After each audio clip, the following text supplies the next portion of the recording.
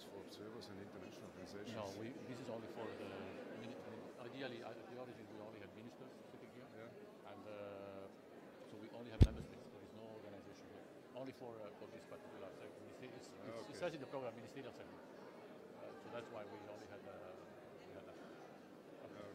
Because simply you saw the number of people. But it would have been only 4 or 5 flags more. Yeah, no, I agree. And that with a room of about 100, I think it would have been a problem. You're right. Point taken.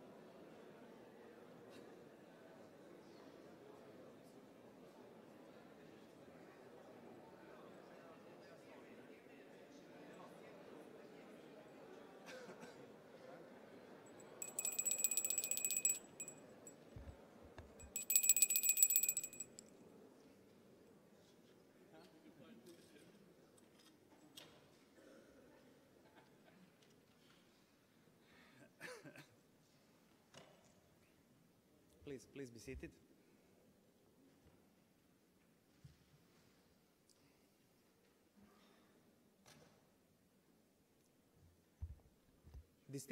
Distinguished guests, ladies and gentlemen, I would like to greet you all at the opening of our conference, Strengthening Transparency and Accountability to Ensure Integrity, United Against Corruption. I would like to welcome you and thank you all for attending the conference. I would like to wish you also to have fruitful and interesting discussions over these 2 days here in Šibenik. This conference is going live. It is being streamlined on the official website of the Council of Europe, and it is, of course, the central event of Croatian chairmanship of the Council of Europe. I would like to invite your host today, Minister of Justice of the Republic of Croatia, Mr. Dražen Bošnjaković, to address you all with a few introductory words. Thank you, Ivan. Dear ladies and gentlemen, it is a great honor to welcome all of you at the opening of a high-level international conference on strengthening transparency and accountability to ensure integrity united against corruption, which represents the culmination of the Croatian chairmanship of the Committee of Ministers of Council of Europe. On behalf of Ministry of Justice as an organizer, special welcome to General Secretary Mr. Jagland. I extend a special welcome to the co-organizer of the event, representatives of the GRECO. Also, it is my great pleasure to welcome all the guests, high officials, colleague ministers, deputy ministers, General State Attorney, ambassadors and other representatives of the bodies responsible for the prevention of corruption in the member states and observers of the Council of Europe, Tunisia and Kazakhstan, the representatives of the GRECO member states, representatives of the international organization and non-governmental organization of observer in GRECO. Also, I extend a special welcome to all of representatives of the public authorities, civil society organization, the media and the private sector. Well, corruption is above all a specific social phenomenon. The element that makes group of people a society is its tendency to work in its common interest. Therefore, the corrupt process is the direct inversion of principle of which the entire social order rests, and corrupt activities directly result in the weakening of public trust in state institutions. The wasting power of losing public trust in the state authorities are shown through the fact that already a suspicion of the existence of corruptive activities raises the question of the credibility of each government and thus threatens the stability and economic progress of the state. In general, improving public administration efficiency, especially in a combination with greater transparency, accountability and integrity in public management and policy-making decision, lead to mitigation of the risk associated with corruption. In this respect, strong and effective anti-corruption mechanisms are crucial, but before that we need detailed identification of the most vulnerable areas and the strengthening of tools that will prevent the occurrence of corruption. Effective fight against corruption includes repressive reaction and the strengthening of the legislative framework and emphasize the importance of prevention and managing corruption risks. A well-organized and managing system implies the accountability, efficiency, integrity and transparency of its institution and employees. In order to strengthening transparency and accountability in the formulation and implementation of public policies as key elements of the prevention of corruption. Particularly important is cooperation between stakeholders from all levels of society and international cooperation that enables exchange of experience and knowledge in implementation, as well as proposing measures to improve anti-corruption mechanism. The problem of corruption needs to be addressed by strengthening confidence and taking decisive and joint measures in combating corruption and raising public awareness, but with awareness of the responsibility in combating corruption and also with recognition of the utmost importance of the role of stakeholders from all levels of society and international cooperation. This requires mutual trust between public institutions involved in the creation and implementation of national anti-corruption policies, judicial bodies, civil society organizations, media, citizens, and the private sector, which will enable to visibility of the corruption problem from different perspectives and ensure political impartiality in finding the solution. In the end, growth and prosperity can only occur in society in which mutual relations are based on built on the trust, with great responsibility and effectiveness. Once again, I'm extending a warm welcome to all participants in the conference and encourage you to actively participate in discussion. I hope that we will contribute to learning and sharing of our experience. Together, we can become smarter and stronger than those who undermine our society. Thank you.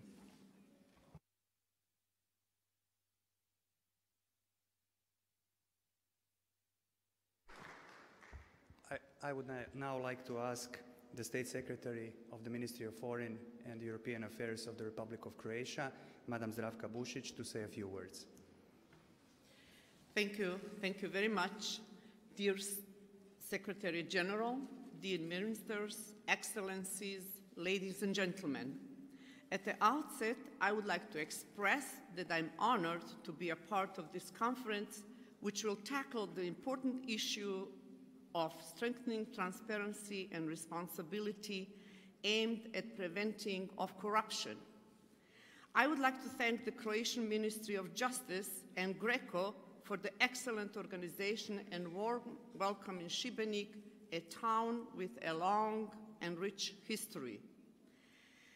As you know, Croatia assumed the chairmanship of the Committee of Ministers for the first time.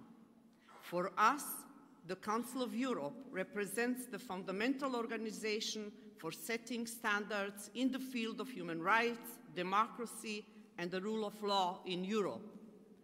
By implementing those standards into our societies, we, the member states, are confirming our commitment to our common values.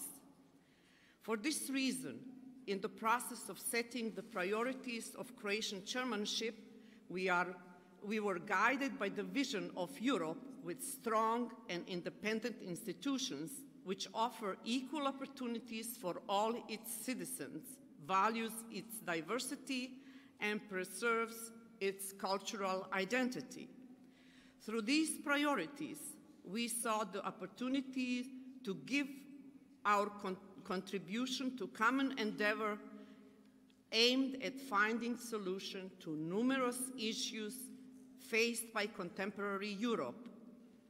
We are aware that only a democratic Europe based on mutual cooperation and open dialogue can be stable, safe, and prosperous.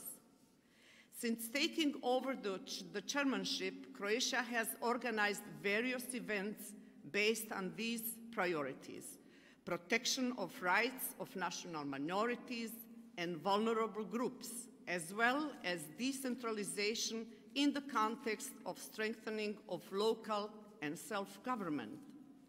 The events on protecting of cultural heritage and cultural roots are going to take place in the late October and November. We are working very hard to organize nearly 30 activities during this intense 6-month period. However, the main priority of our whole chairmanship is certainly the fight against corruption and so we consider today's conference its pivotal event. Ladies and gentlemen, dear colleagues, we believe that corruption is a socially unacceptable phenomenon which directly jeopardizes human rights, destroys morals, and endangers the stability and economic achievements of any state. Therefore, the fight against corruption is a fundamental prerequisite for the development of an open and democratic society. In spite of the progress already achieved in this field, it is necessary to raise awareness of the need to continuously monitor the efficiency of specific solutions and remedies to this problem, since this is a basic precondition for further achievements and developments. Unfortunately, as it was highlighted by the Secretary General in his last annual report, corruption continues to be a major problem, and member states' compliance with Greco's recommendation is weakening rather than strengthening. It is therefore of utmost importance to redouble our common efforts to raise anti-corruption standards and develop an anti-corruption culture. In that vein, we will endeavor to encourage better cooperation and synergy among all relevant national anti-corruption bodies. Finally, but equally important, we will today have the opportunity to discuss the key function of the media in promoting transparency and responsibility, as well as the need for the media to protect themselves from corruption. In conclusion, ladies and gentlemen, allow me to express our appreciation for your participation in this high-level event and wish you a successful and fruitful conference. I am convinced that its outcome will represent a serious step further in strengthening the fight against corruption on European level. Thank you very much for your attention.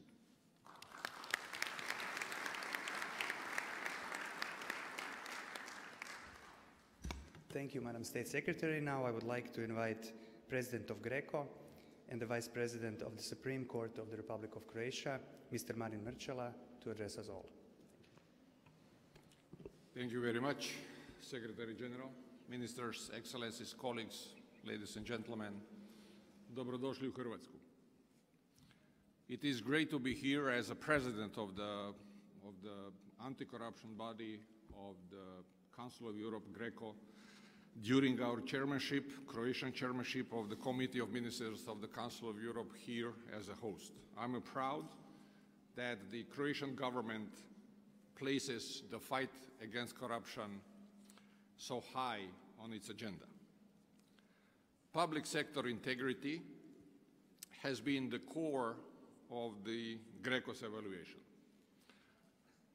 We issued very strong recommendations to all of our 49 members of the Greco when it comes to the transparency of political financing or corruption prevention in the three powers of the state: judiciary, parliament, and the executive. Indeed, corruption is like a virus. Prevention is always better than the cure. And what we are aiming is, with our recommendation, to put a proper vaccination so the disease will not spread. When the top executive functions, judiciary, and the parliament are captured by corruption or vested interest, democracy is in peril. Rule of law fails, and human rights are under attack. This is a perfect way how to shatter or to destroy public trust in our institutions. And that's why I am alarmed when I learned and when we see that almost in every plenary, that the countries are not fulfilling our recommendations, and they are not implementing, and even worse, they are ignored or even reversed. The full implementation of the GRECO recommendations by all our member states is key to minimizing opportunity for corruption. So I start by calling all GRECO member states present here today to do more and better. And this particularly goes to the members who are in a non-compliance procedure, and there are a number of the representatives who are sitting there. These calls also go to the 2 member states who are under a rule of 34 procedure. You know that no country is immune to the corruption. You are all aware of the Transparency Perception Index. Did you know that 9 of 20 countries that are ranking in the first 20 places in the Transparency International Perception Index is non-compliance and globally unsatisfactorily in the GRECO's view? I think this is not good, not only for them, but the whole picture. Our evaluation, GRECO evaluation, is not about perception. We are not ranking countries. We are not dealing with a hearsay. We go to the core of the problem. We don't have a usual suspect in GRECO.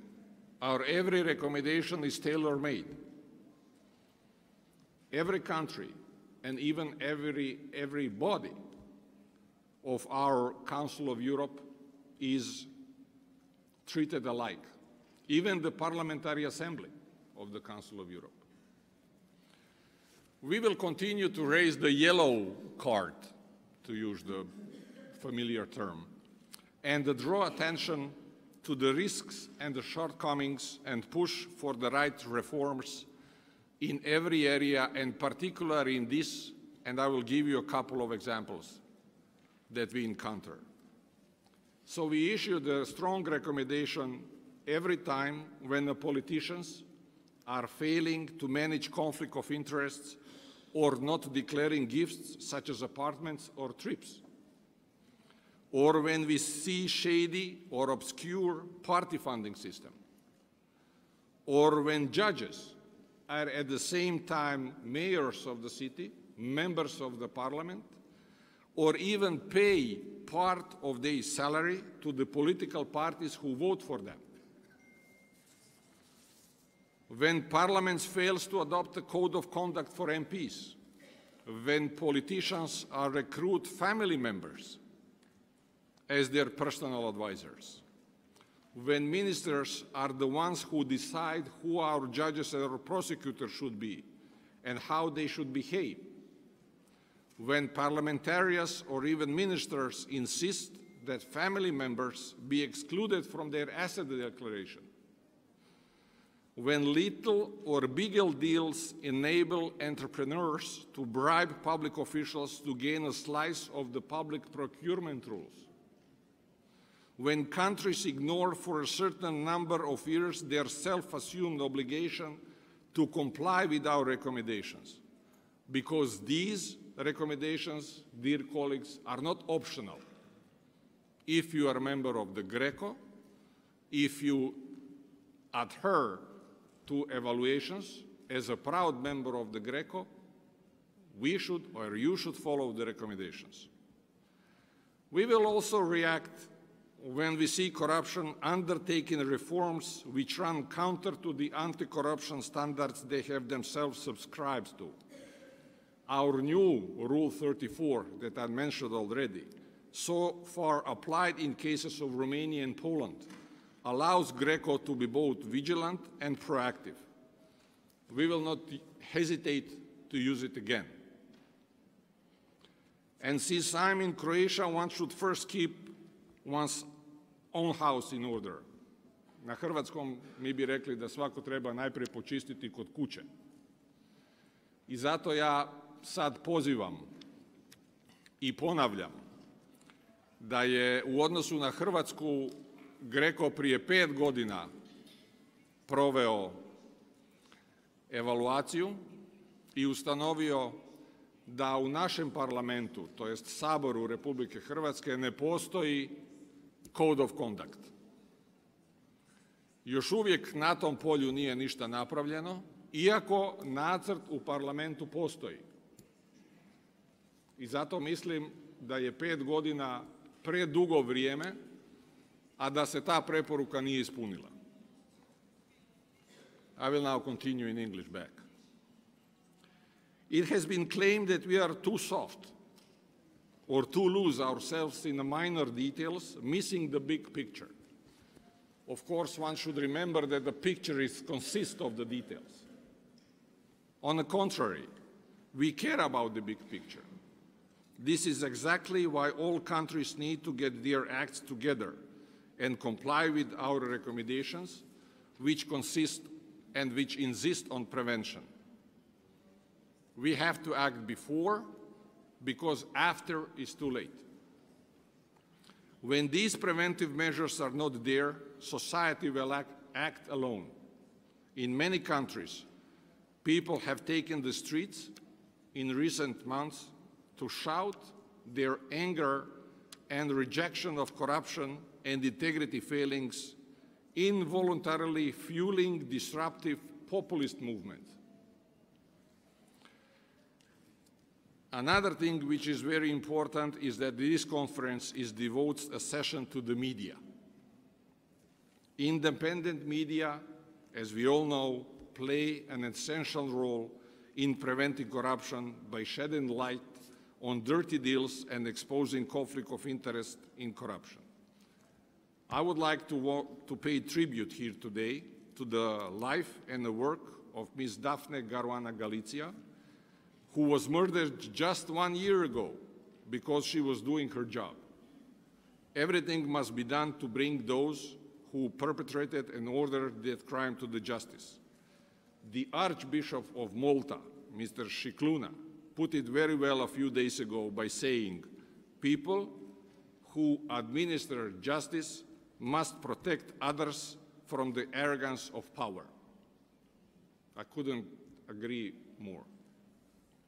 My final word is about the role of the national anti-corruption bodies, regardless what is the title of them, whether they are corruption commission or prevention of conflict of interests. They have a key preventive role, but to exercise, they should be truly independent and empowered to pursue their mission. It is very positive that the conference is aiming at improving their interaction and exchanges internationally on a very practical level. We do not need another talking shop. We need tools to enable this agency to exchange operational information on concrete cases, and I am glad that they will be taking measures in this direction at the conference. Ladies and gentlemen, let me conclude.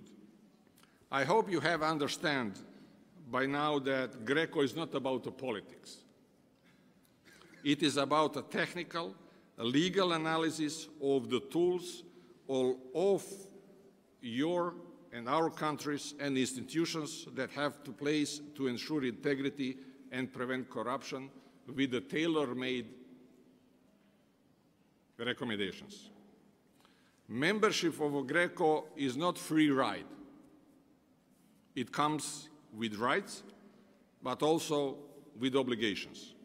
It comes with the prestige, but also to the commitment. And I would like to finish by stressing out the importance of the implementation of the GRECO recommendations, because GRECO recommendations are not art for the sake of art, or I think that the French will say l'art pour l'art. GRECO recommendations and implementations of GRECO recommendations will achieve 4 goals. First, it will show the political will of the country to fight corruption. Second, it will improve professional and internal integrity of the institution. Third, it will raise the public trust in the institution. And the fourth, it will improve citizens' everyday life. Thank you very much.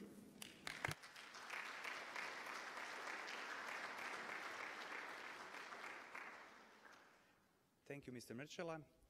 And now the last speaker of... Is it? Thank you. And now the last speaker of this opening segment, Secretary General of the Council of Europe, Mr. Torbjörn Jagland. Ministers, President of Greco, ladies and gentlemen, thank you to the Croatian Chairmanship for inviting us to this beautiful and historic town. We are all aware that Šibenik was a strategic city during all the centuries, and now Šibenik has become a strategic point for fighting corruption, and that is very, very important for the entire Europe.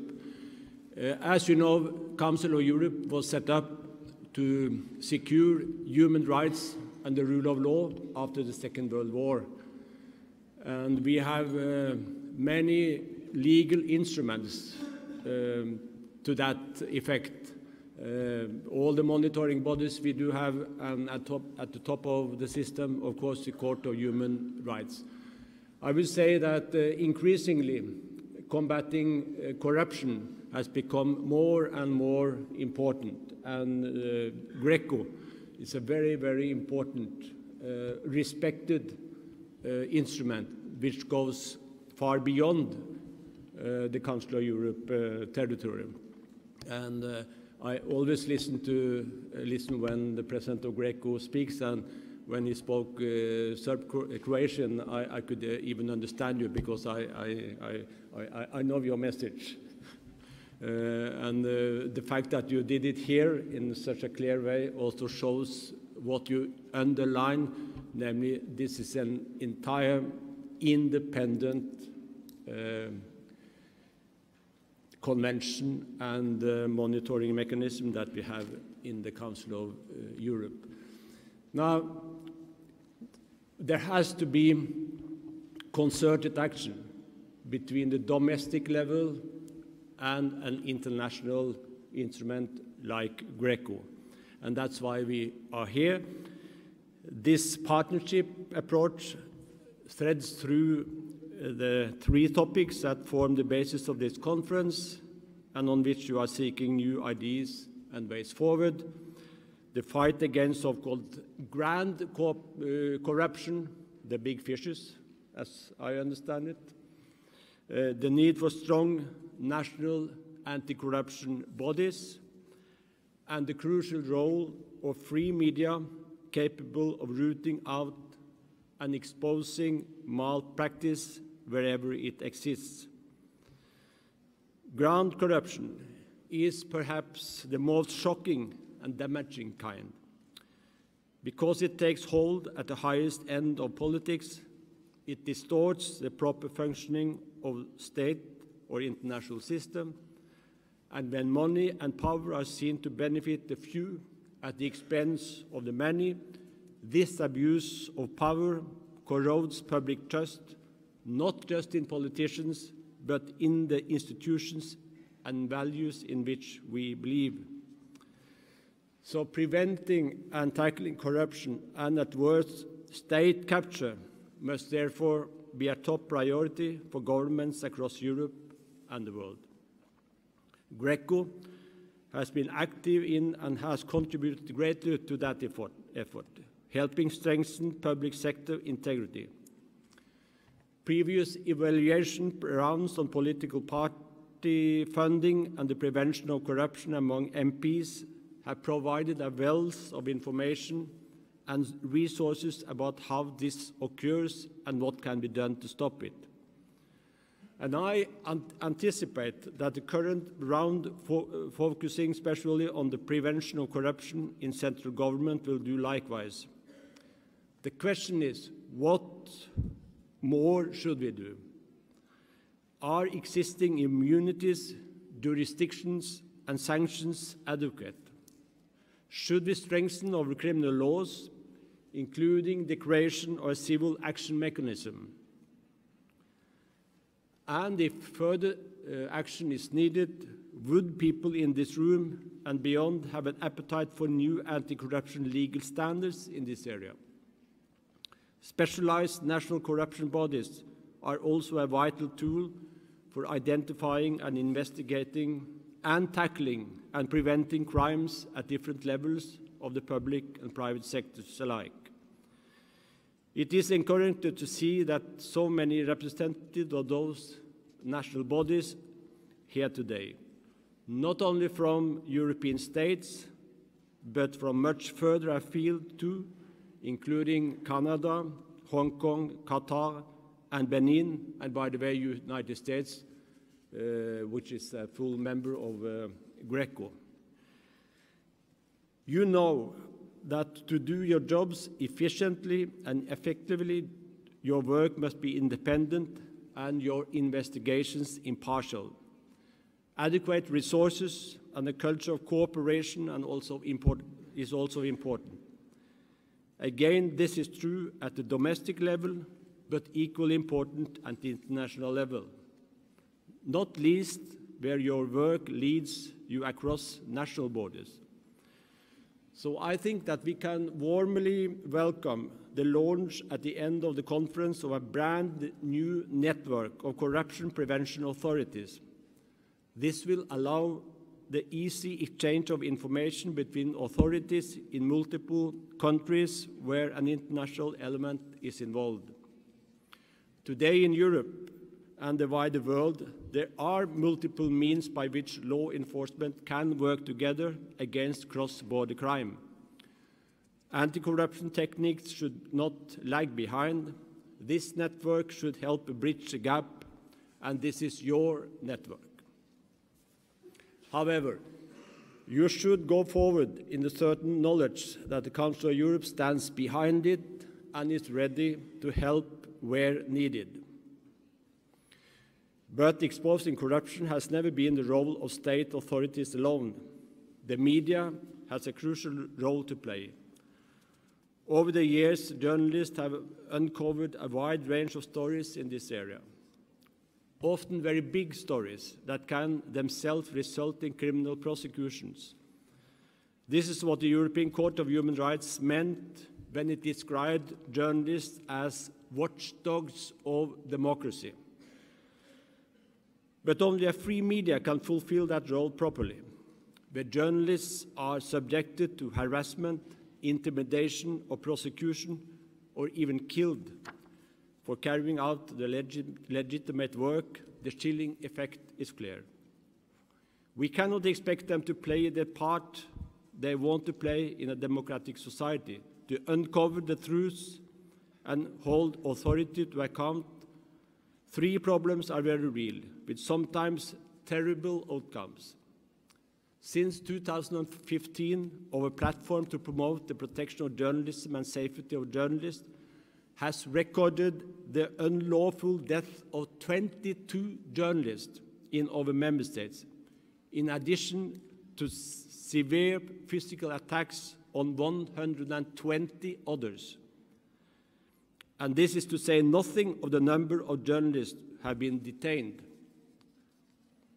National authorities in all member states have an obligation to defend the free press, an obligation that is underpinned by the European law and Council of Europe initiatives.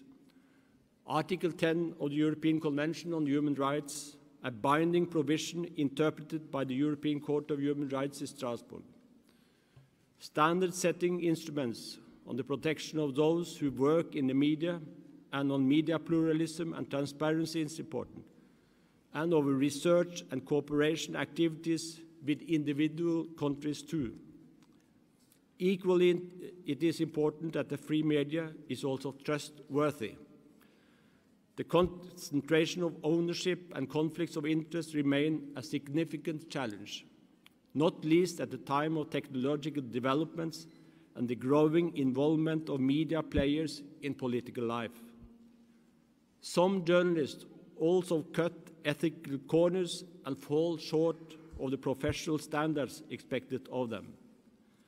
And in these areas too, we are working with member states to help them to ensure a fair and balanced media with a range of guidelines and most recently of a draft recommendation on promoting a favorable environment for quality journalism in the digital age.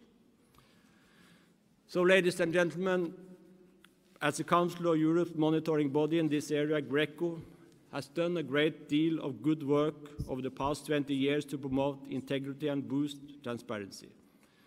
But their reports show the persistence of specific problems and the emergence of new ones.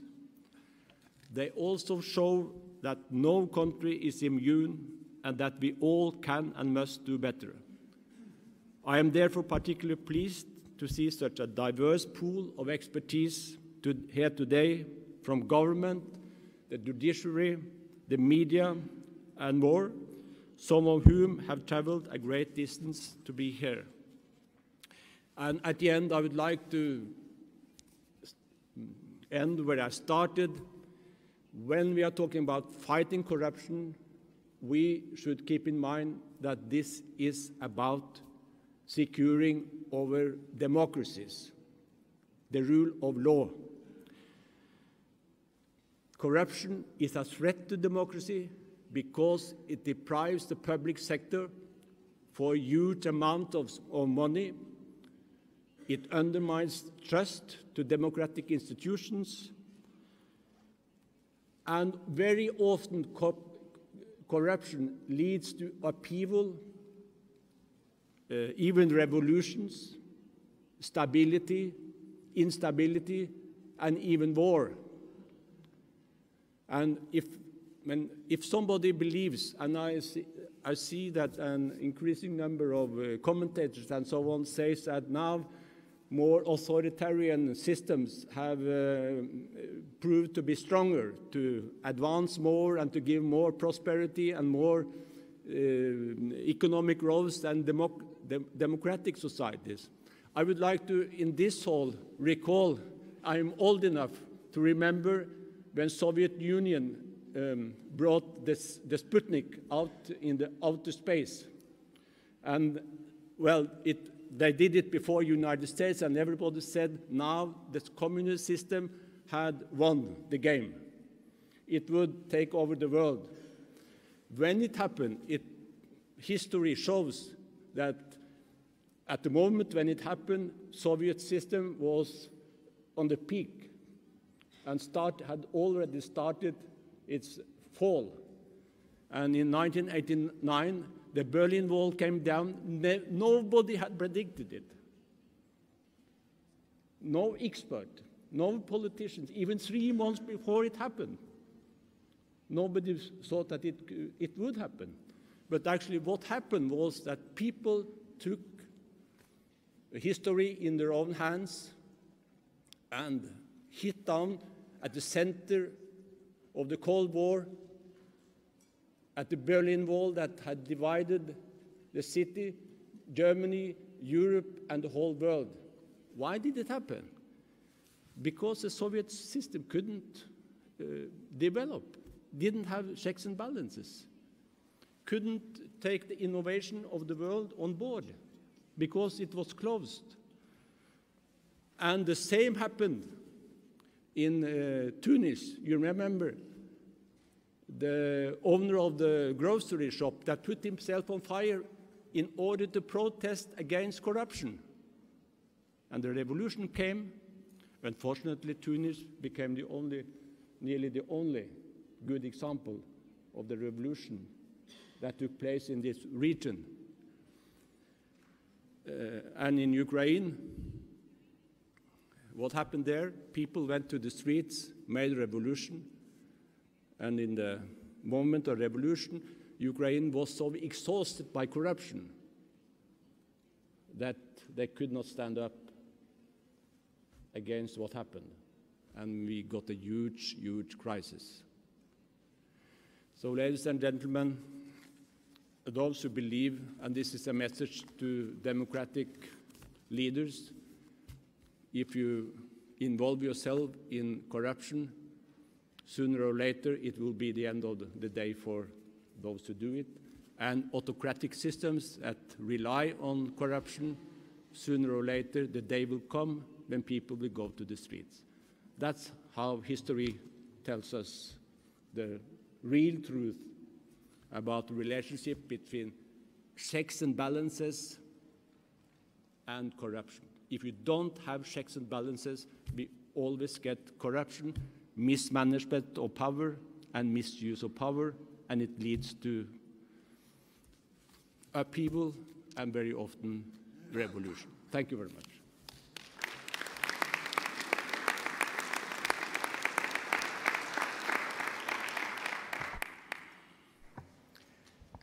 Thank you, Mr. Secretary General. This brings us to the end of this opening part. I would like to thank all the speakers for their inspiring speeches, and I propose that we move straight forward to the ministerial segment. So I would ask once again for Minister Bošnjaković to take the floor. Thank you, Ivan. But it's very nice to see you on this big table. Well, sometimes it's a little hard to be first in discussion. I will be first, and I also call you to participate in discussion. Well, thank you. I will start with my discussion. Djelotvorna antikorupcijska nastojanja nužno pretpostavljaju osiguravanje određenih bitnih preduvjeta. Osnovni je cilj volja, prvenstveno politička volja, odnosno spremnost odabranih i imenovanih nositelja javnih funkcija u svim granama vlasti za rješavanje univerzalno prepoznatog problema korupcije.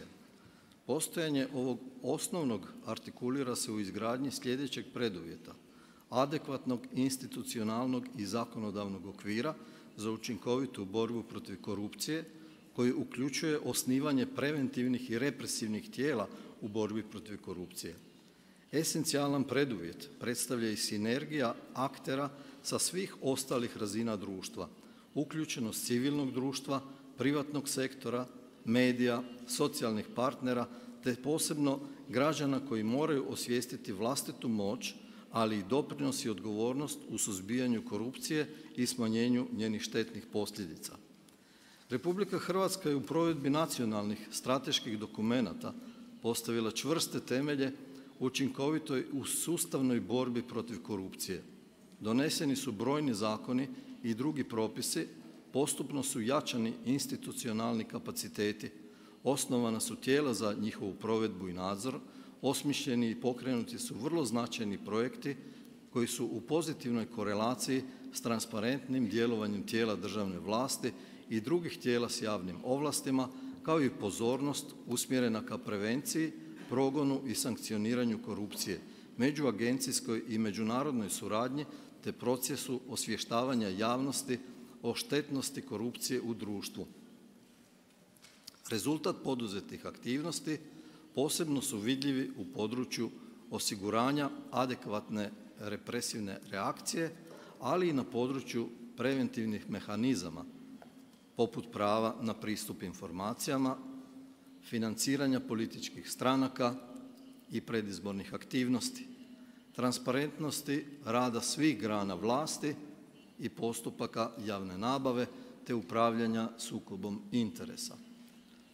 Unatoč naprecima u jačanju antikoruptivnih standarda u Republici Hrvatskoj postoji i dalje prostor za odlučniji napor u jačanju preventivnih standarda, osobito u promicanju većeg integriteta poslovanja kao snažnog mehanizma borbe protiv korupcije. Ovdje je potrebno naglasiti kako je korupcija fenomen s prekograničnim globalnim karakterom koji je prisutan od početka formiranja uređenih ljudskih zajednica. Ona predstavlja veliki problem s vrlo štetnim posljedicama za svako društvo. Upravo stoga veliku važnost u borbi protiv korupcije ima uspostavljanje i jačanje međunarodne suradnje na ovom području koje nema alternativu. Hrvatska je članica brojnih međunarodnih asocijacija i udruga u čijem cilju je prevencija i borba protiv korupcije.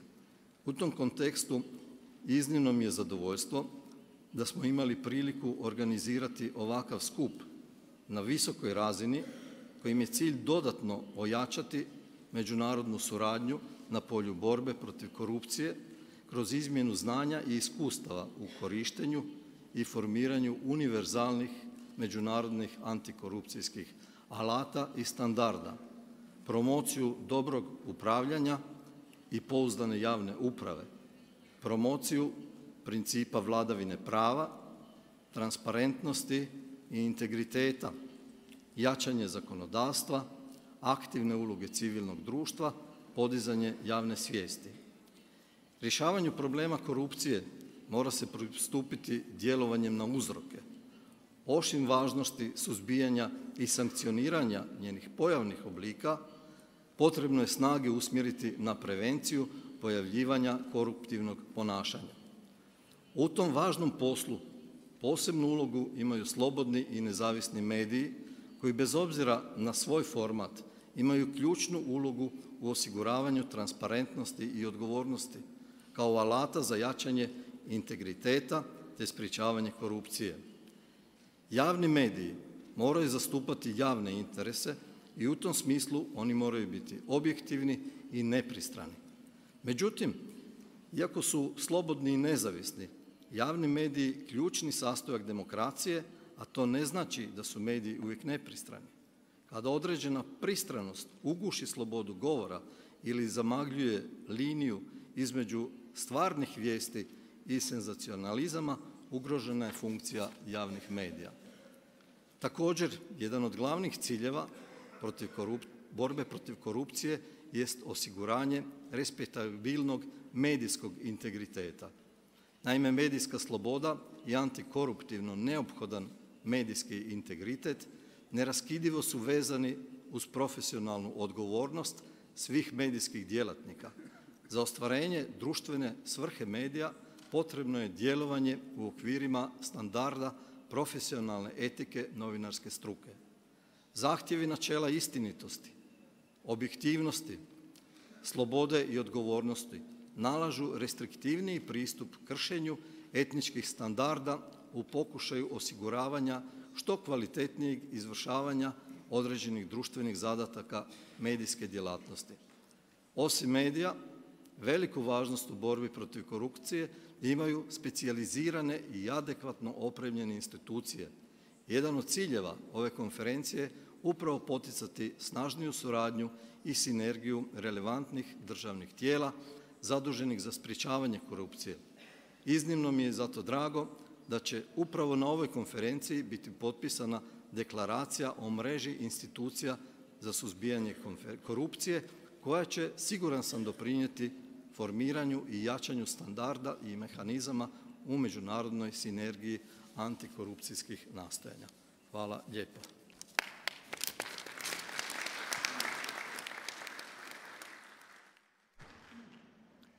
Thank you, Mr. Minister. Now I would like to invite all of you, all the heads of delegations, to take the floor. So please raise the flag and then try with your intervention to stay within 3 minutes so everybody, all the delegations will have the chance to give their statements. Thank you.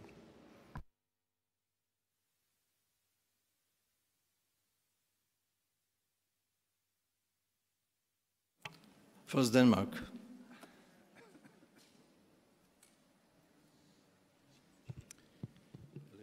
Thank you very much.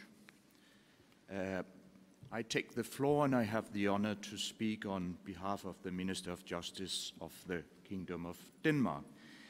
And may I first and foremost thank you, Minister Bošnjaković, for your underlining of the importance of the fight against corruption.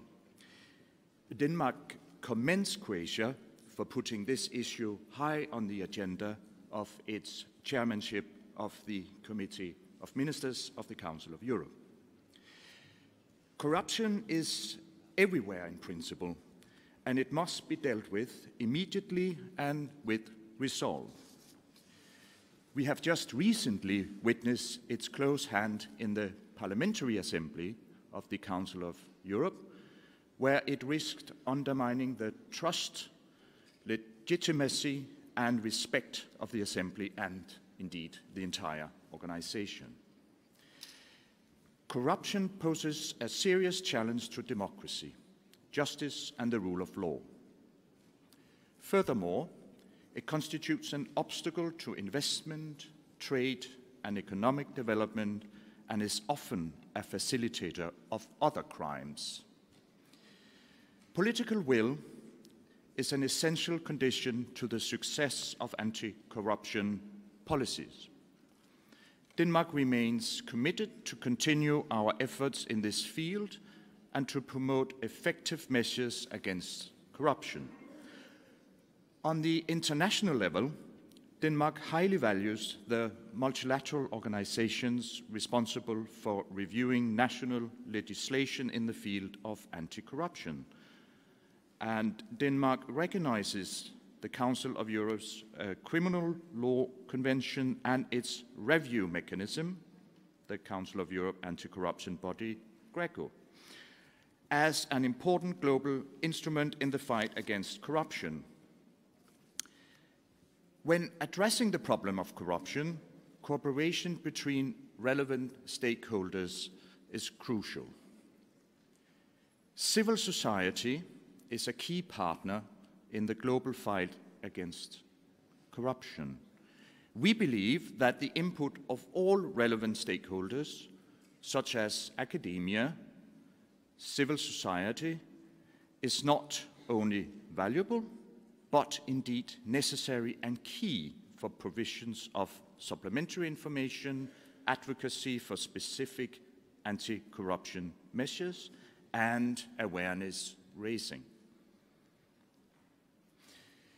On 22nd to 24th of October this year, Denmark will host the 18th International Anti-Corruption Conference, together with Transparency International and the IACC Council.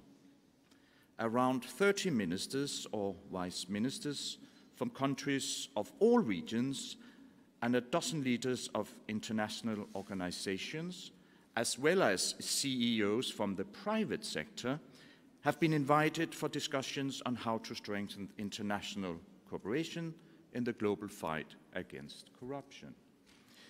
Concretely, we expect the high-level segment to result in a set of national statements outlining commitments that countries and organizations will implement to fight corruption. This will be the main outcome of the high-level segment in Copenhagen.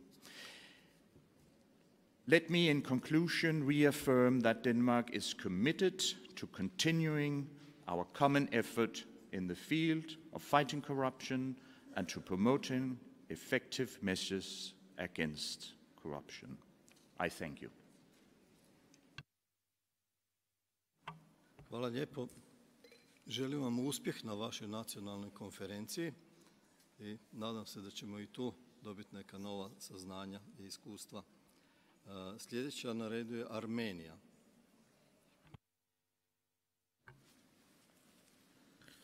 Thank you. Good morning, dear colleagues. Minister Bošnjaković, President of GRECO, Secretary General of Council of Europe, Excellencies and colleagues. It's an honor for me to be here and to present Minister of Justice of Armenia, and also I'm happy to be here as a head of GRECO delegation. I'm happy to announce that the fights against corruption has entered into new, more targeted phase in Armenia. It should be highlighted that the positive developments in anti-corruption sphere are largely related to aligning the laws and institutions with international standards and also implementation of such laws in practice. This includes adoption of new law on Commission of Prevention of Corruption, law on protection of whistleblowers, on public service and civil service, which is very important, criminalization of illicit enrichment in Armenia, as well as regulations enhancing corruption prevention tools, such introduction of new conflict of interest system and also new innovative tools, finalizing of e-procurement system, measures carried out in the tax and customs area, and other innovative and electronic tools. And it's worth to mention that Armenia started finalizing ongoing anti-corruption strategy, and with participation of civil society, we started drafting of new anti-corruption strategy for 2019-2022. As our personal experience in Armenia, I would like to highlight that after the Velvet Revolution in Armenia, we witnessed an unprecedented public trust towards government and towards the measures undertaken in the field of fights against corruption. The revolution ensured the unity of all stakeholders, that is government, civil society, media, international organization, and etc. in the fights against corruption. The government reaffirms its will to overcome corruption, and it's extremely intolerant towards it. In fights against corruption, Armenia is not focusing only on development of legal acts or strategic documents, but also in establishment of institutional framework and also enforcement. In this regard, it's worth to mention that during previous couple of months, the number of disclosure of corruption cases and corruption shames was significantly increased. To conclude, I'd like to thank you all for this wonderful opportunity and to highlight that cooperation with GRECO and with the member states will help us to somehow access the progress made, to identify the existing gaps and to take further steps in order to ensure continuous development. And finally, allow me to thank government of Croatia for hospitality and for hosting us. Thank you.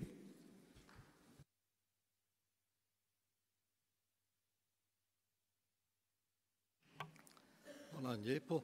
Sljedeća je Gruzija.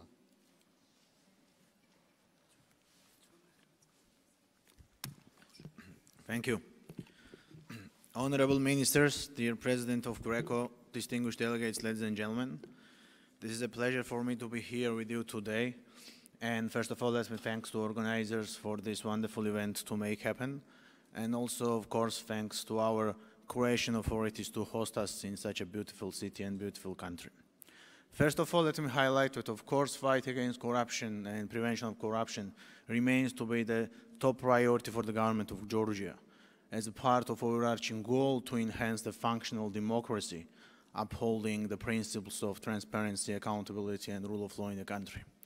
That being said, of course, it's of crucial and high importance for us to work with international organizations such as Council of Europe, GRECO, European Union, UNODC, and many others, which is, of course, politically as well as practically key importance for our country. Very briefly, due to the interest of the time, I will review the recent institutional reforms and key amendments we've done, whether it will be legislative or practical or institutional, in the framework of the GRECO in recent years. Judiciary reform, of course, that's one of the key areas for all of us being here today.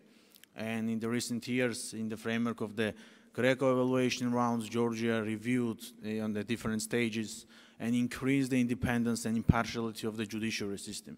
We totally changed the institutional framework and setup of the judiciary for the single aim to increase the independence and accountability and impartiality of every single judge and as a judiciary, as an institution itself. Again, in the framework of the GRECO also, we changed and reviewed the institutional setup of the prosecutor service. We totally changed the appointment and dismissal process of the chief prosecutor, and of course I will not go into detail, but we changed, then the aim was to increase the independence of every single prosecutor and to exclude any kind of conflict of interest in their professional framework. Political party financing have been several times mentioned by our previous honorable speakers, and of course that's one of the important areas for us as well. And again, in the framework of the Greco, we increased the political party financing framework, legislative framework, and the practical framework as well in Georgia. Civil service reform, and civil service is one of the very important area for all of us in the framework of the integrity and not only.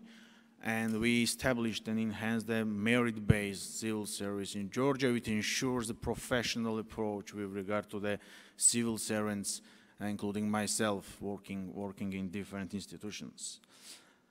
Asset declarations, it's one of another very important area. Before 2017, Georgia had the asset declarations, which we have also now, online asset declarations of public officials. So the asset declarations are published proactively online, and everybody have the access to asset declaration. But what was a lack of the system until January 2017 was the effective monitoring mechanism.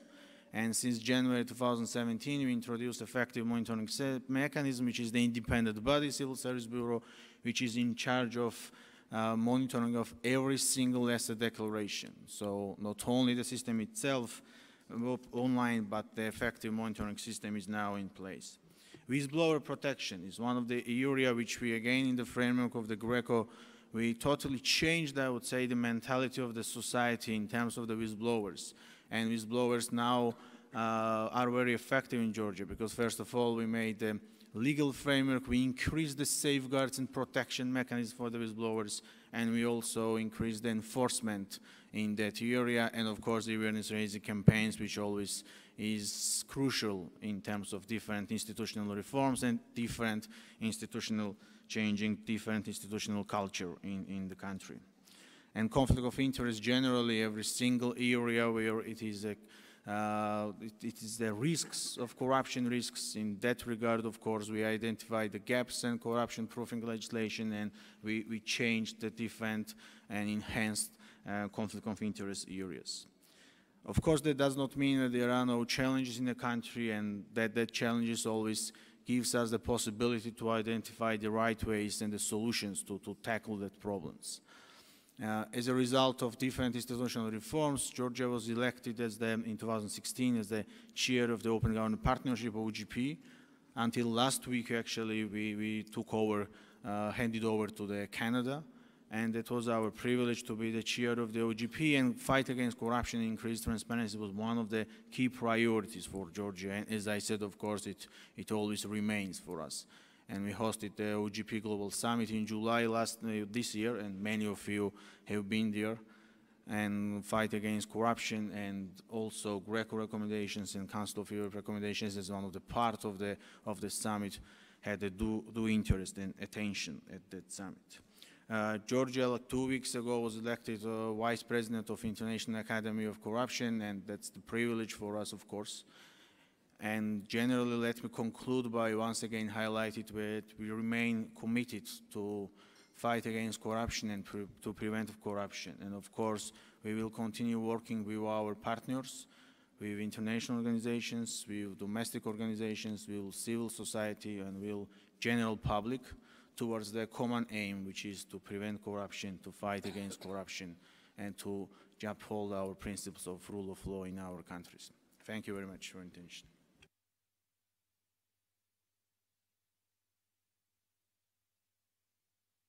Thank you for your discussion. Next is Italy. Good morning. I bring the greetings of the Minister of Justice of Government of Italy, Mr. Alfonso Bonafede. I think it's important to notify the delegates and the participants in this conference that Italy has recently elaborated a draft law, the set of rules against corruption, containing measures of counter the offenses against public administration and provision in the field of transparency of political parties and movements. The draft law, adopted by the Committee of Ministers on 6th of this September, sets out 2 guidelines in criminal substantive law and investigative and procedural law. Actually, we are aware that an indictment is effective not only as a result of wording of the incriminating types of offenses and the size of the minimum and maximum penalty provided for by the law, but also thanks to the investigation instrument and powers that the legal system confers to investigating bodies and judicial authorities to effectively prosecute offenses. I would like to point out that these purposes have been met and that this set of rules takes in due account many of the recommendations at the supranational level of this group, the group of states against corruption, in order to reach full compliance of domestic provision with conventional instruments and to make the action against corruption ever more effective. To sum up, with regard of substantial law, the new provision introduced important changes, some of which produced the following results. More serious and effective collateral penalties of disqualification from holding public office and incapacity to conclude contracts with public administration.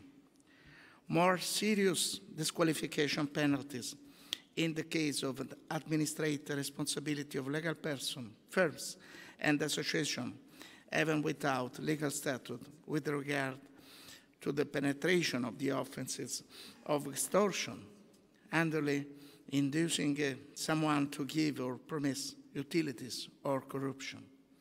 Increase of main penalties for the offense of corruption in the performing of one's duties. Rewarding of some incriminating offenses of illicit trading in influence, and now incorporates also the conducts of fraudulent representation.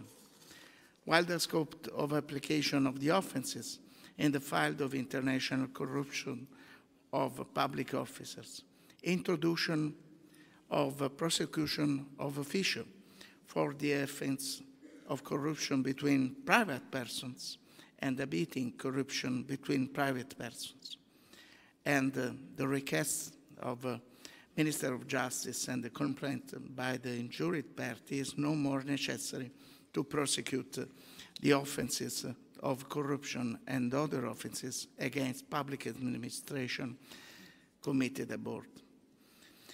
At investigative and procedural level, the proposed reform include the introduction of a special investigative technique based on the application of undercover operation to fight against offense against public administration.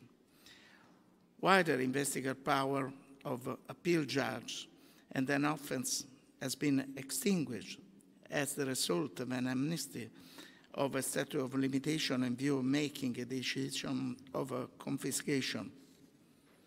The introduction of prosecution of officio of offenses of corruption between private persons and the same aggravated types of offenses. With regard to prevention and prosecution, investigative powers and powers to establish offenses have been strengthened. I'm referring to undercover operation especially, and to a special cause of non-punish of cooperation, if immediate. As I said before, with regard to our determination to introduce the regulatory amendments necessary to reach full compliance of the domestic Italian law with the instrument of the fight against corruption set out by Council of Europe, we intend to accept fully the observation made by your organization. In the line with the purpose of the present draft law that aims at a more effective action against corruption. Finally, always for the purpose of complying with Greek recommendation, we are totally agree with enforce the repression and the prevention of corruption. Work hand in hand. To this same end, Italy is proud to be among the pioneers of the international network of corruption. It will be officially initiated tomorrow. Thank you.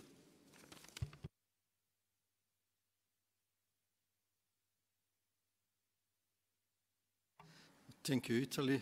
Next is Latvia. Thank you. Dear Minister Bošnjaković, colleagues, ladies and gentlemen, thank you for this opportunity to be here and talk about the important issues on the fight against corruption. In 1997, 21 years ago in Prague, as the Minister of Justice of that time, I was very honored to take part in the first high-level international anti-corruption conference. The conference was opened by the President of the Czech Republic, Mr. Václav Havel, and the political decision to set up GRECO was made.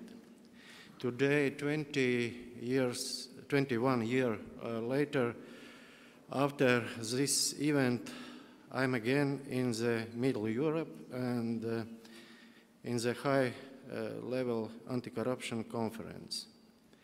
And I can compare how it was at that time and how it is now. The welfare of the society, of the state is higher in countries where is active fight against corruption.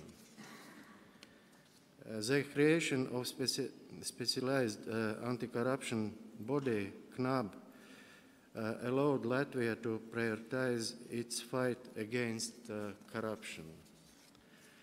I am delighted to conclude that implementation of priorities has resulted in increase of Latvia's capacities to tackle corruption. As a result of targeted anti-corruption policy, Latvia has almost diminished administrative corruption, which was widespread 10 years ago, and has been able to focus on disclosing and successfully investigating high-level corruption crimes. GRECO has played an important role in Latvia's efforts to tackle corruption, and its recommendations have been an important input ensure improvement of Latvia's capacity to prevent and combat corruption. Latvian government is committed to continue developing a strong and effective mechanism in order to ensure the implementation of Latvia's international commitments in the anti-corruption area. I think that an effective international cooperation in the fight against corruption is crucial. Latvia is a state party to all main international and relevant regional anti-corruption instruments.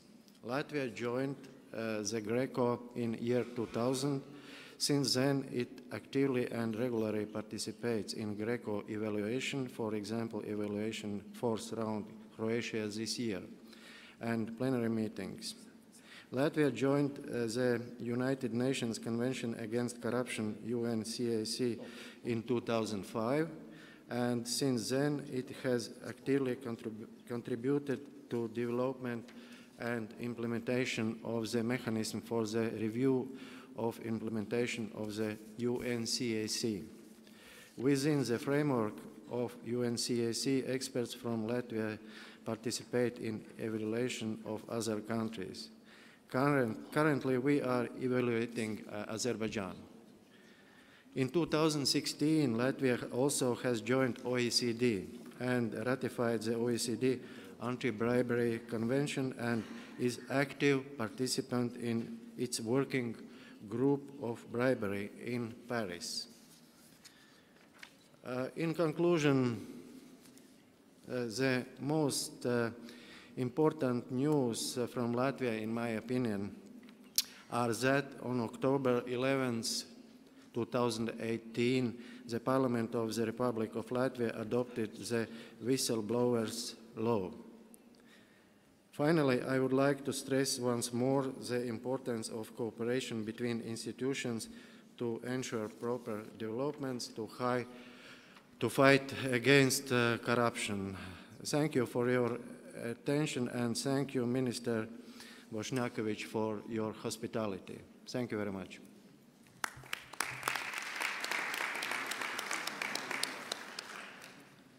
Thank you, Latvia. Next is my colleague from Moldavia.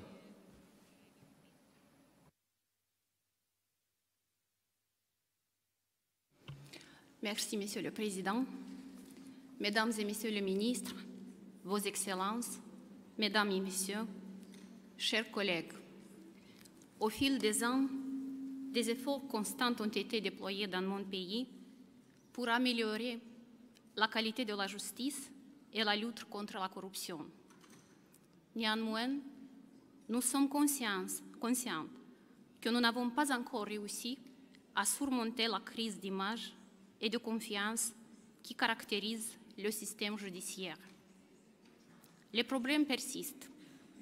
Raisonnement inadéquat des décisions judiciaires, la cohérence des pratiques judiciaires, ainsi que la corruption et le manque d'intégrité des acteurs dans le domaine de la justice. L'exclusion de ces dysfonctionnements, ainsi que de ceux sur lesquels le Conseil de l'Europe et la Commission européenne a constamment attiré l'attention de la République de Moldavie, reste une priorité. De toute évidence, le renforcement des capacités du pouvoir judiciaire n'est pas simplement une question de droit ou d'infrastructure. Plus que la modification de la législation ou l'équipement des tribunaux, il est avant tout nécessaire d'assurer l'intégrité de la formation professionnelle des juges. L'accélération de la réforme de la justice va de pair avec l'accélération de la lutte contre la corruption. Je voudrais mentionner ici la création de nouvelles institutions spécialisées en Moldavie. L'Autorité nationale pour l'intégrité, l'Agence pour le recouvrement des biens criminels et le Bureau pour la prévention de la lutte contre le blanchiment d'argent. L'Autorité nationale pour l'intégrité est censée de vérifier l'intégrité des agents publics, y compris des juges. En avril cette année, le Parlement a adopté un paquet législatif établissant un filtre d'intégrité pour l'accès dans la fonction publique. Ce mécanisme aura un fort impact préventif sur l'ensemble du domaine public, limitant l'accès dans les fonctions publiques des personnes compromises ou présentant des problèmes d'intégrité. Et en plus, en compter du 1er janvier, toutes les déclarations du patrimoine et d'intérêt personnel sont soumises exclusivement par voie électronique et sont accessibles immédiatement au public à travers le système informatique e-intégrité. Dans ce contexte, l'Autorité nationale d'intégrité va vérifier par ordre de priorité le respect des critères d'intégrité par les juges. Bien entendu, les progrès dépendront largement des acteurs de la justice, celui-ci étant pratiquement le seul domaine du pouvoir de l'État qui ne supporte pas d'intervention à travers d'instruments administratifs. Par conséquent, un effort concentré de la part du gouvernement, des juges, des médias et de la société, ainsi que le soutien de partenaires de développement est toujours nécessaire. Je voudrais souligner encore une fois le rôle accru des médias pour assurer plus de transparence dans le domaine judiciaire.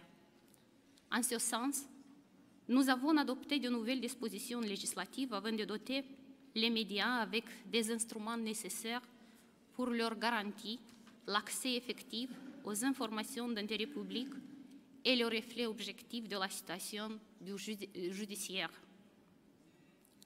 Je voudrais également attirer l'attention sur la nécessité d'assurer une protection adéquate des journalistes d'investigation.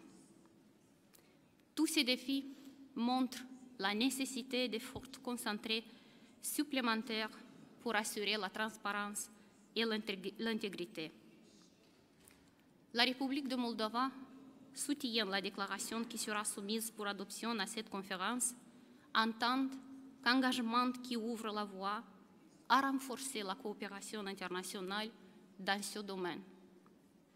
Et je suis heureuse de nous voir tous réunis si nombreux et je souhaite que cette rencontre et l'adoption de la déclaration scellent notre dialogue et qu'elle incarne la collaboration entre nos différents pays. Et à mon tour, je voudrais féliciter les autorités croates et le Conseil de l'Europe pour le choix du sujet de la conférence, ainsi que pour l'excellente organisation. Merci pour votre attention. Merci beaucoup. Now the floor has Macedonian delegation.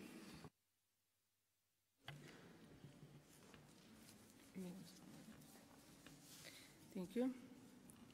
Respected ministers, ladies and gentlemen, it's my great honor and pleasure to address this international conference, which is a great opportunity for exchange of knowledge and experience in the fight against corruption. There are no doubts that corruption as a criminal and sociological phenomenon is a moral and ethical problem in a different kind and intensity is present in all countries without exception. At the same time, we are witnessing that transnational organized crime, which goes hand in hand with the corruption, is an increasingly frequent phenomenon with sophisticated forms of manifestation that contributes to the spillover of corruption activities from one country to another. Therefore, it is very clear that in order to successfully fight the corruption, an integrative coupling is needed from domestic and international activities or joint efforts both domestically and internationally.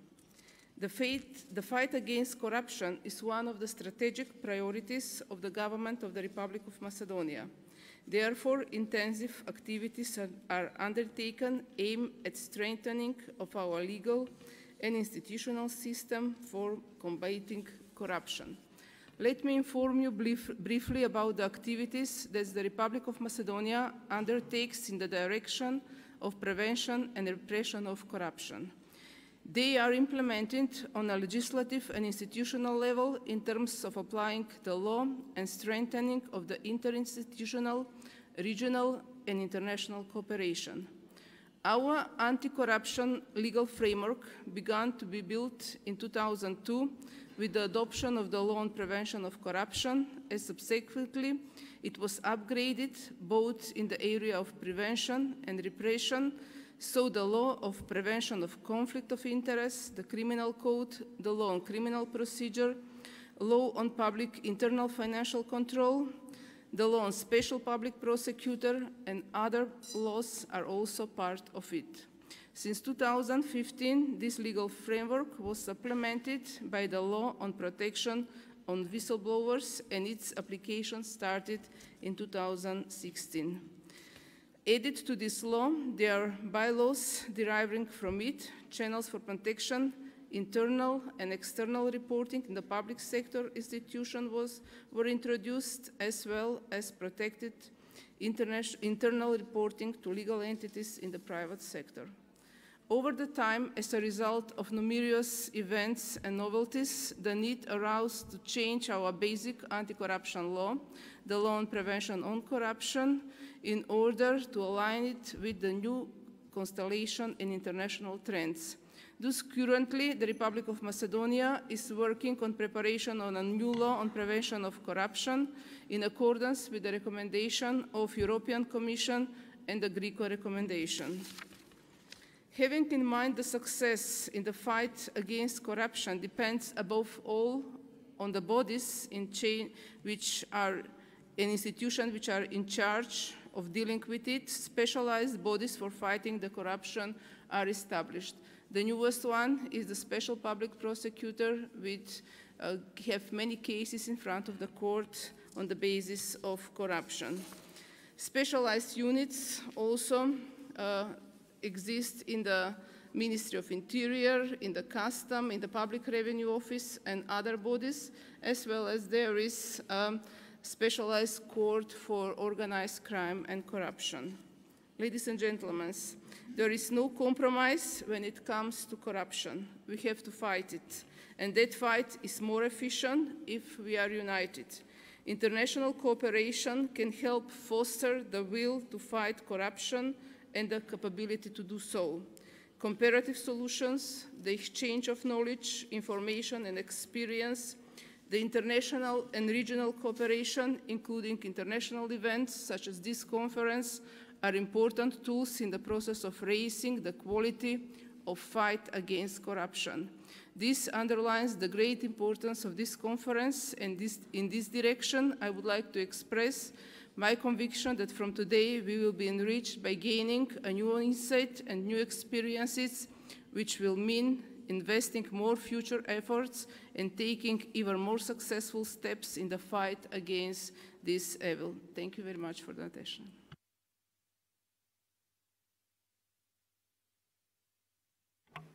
Hvala lijepo. Sljedeći je Azerbejdžan.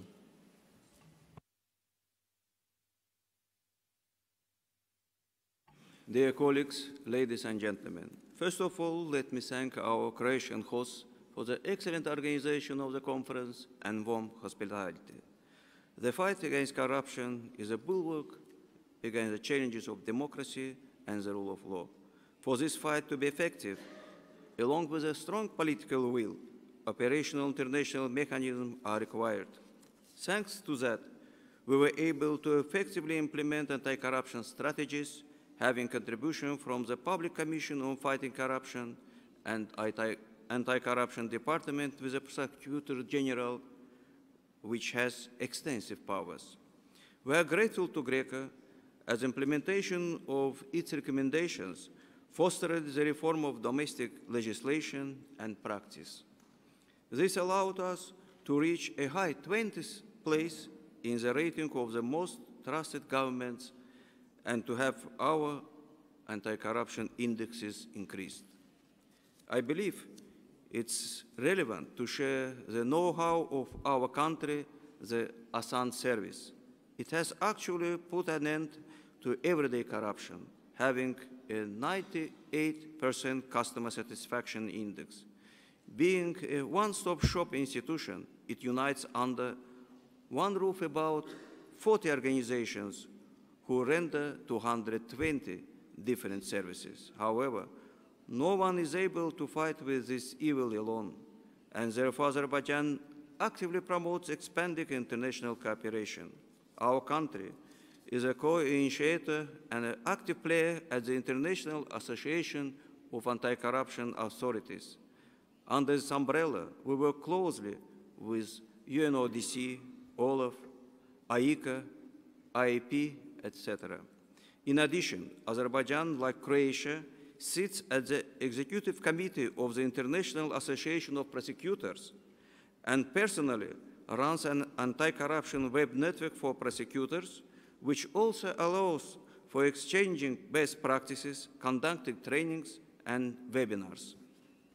Given the key role of the training, we effectively cooperate with the International Anti-Corruption Academy, with which we have signed a memorandum of cooperation and are represented at the Directors Board. Our graduates have already become successful anti-corruption trainers. We also effectively cooperate bilaterally with top anti-corruption agencies, including those in Hong Kong, Singapore, and Malaysia. Meanwhile, our own experience has caused interest not only in Europe, but in Africa, Asia, and Oceania. Cooperation in the field of extradition and legal assistance is of particular importance. Azerbaijan, not confining itself to diligent fulfillment of its conventional obligations, adopted special laws on extradition and legal assistance, allowing to cooperate even without a treaty. This is an additional mechanism so that corrupt officials do not enjoy safe haven anywhere and has a huge preventive effect. However, sometimes, even at the existence of a treaty, we are confronted with the inaction of some states, which helps corrupt officials to flee away unpunished. Unfortunately, our cooperation cannot cover 20% of the territories of Azerbaijan, which are still occupied by Armenia. Dear colleagues, to conclude, let me put forward a few proposals. To more active share best anti-corruption practices, going outside the continent as we do today, to set up a coordination center to increase the efficiency of extradition and legal assistance, to enhance anti-corruption education globally while using the capacities of the above-mentioned and other leading institutions. Thank you for attention.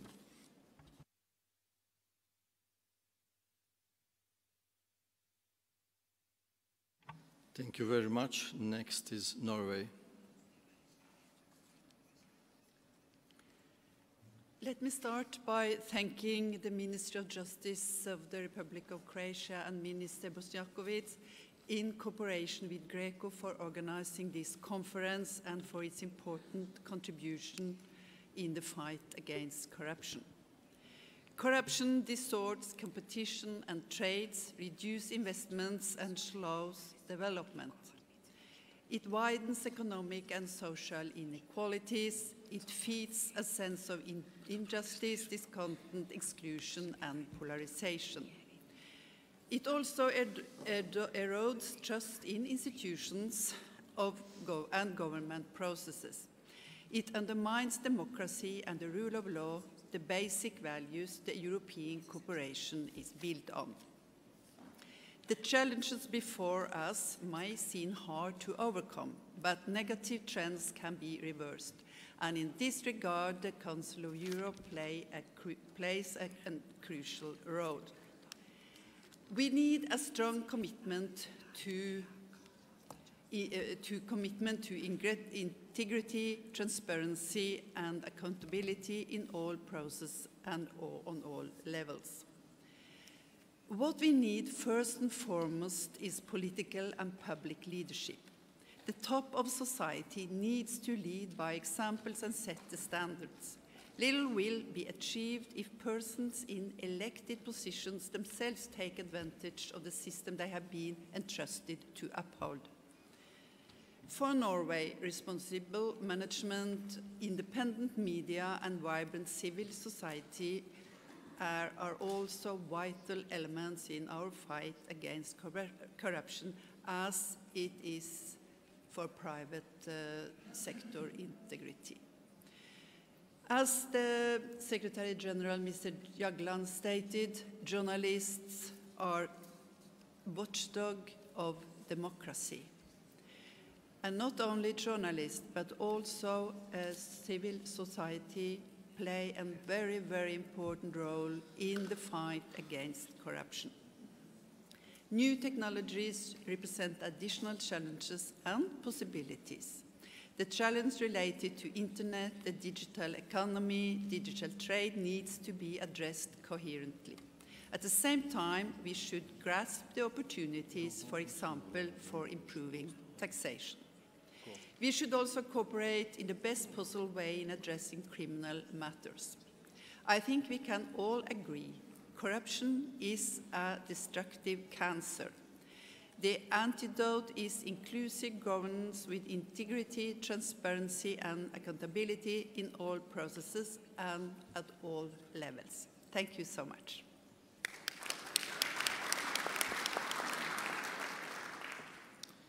Thank you. Next is Germany.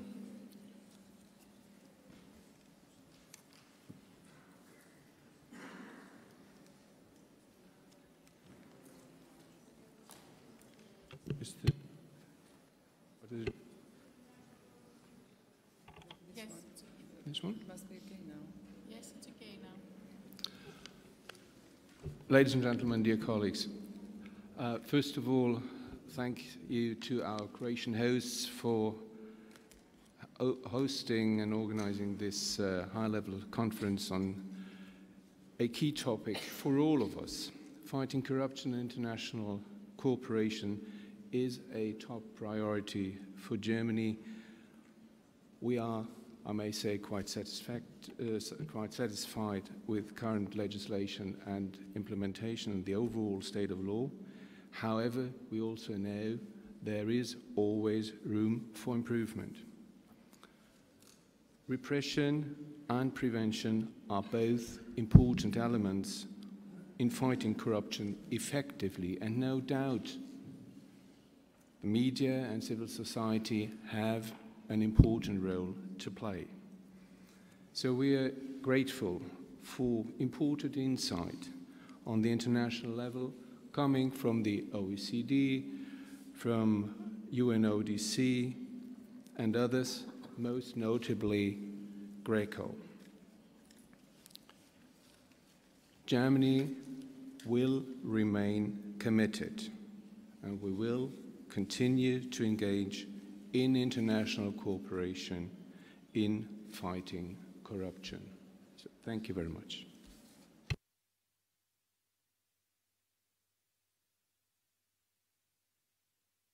Thank you, Germany, especially for 3 minutes. And next is Albania.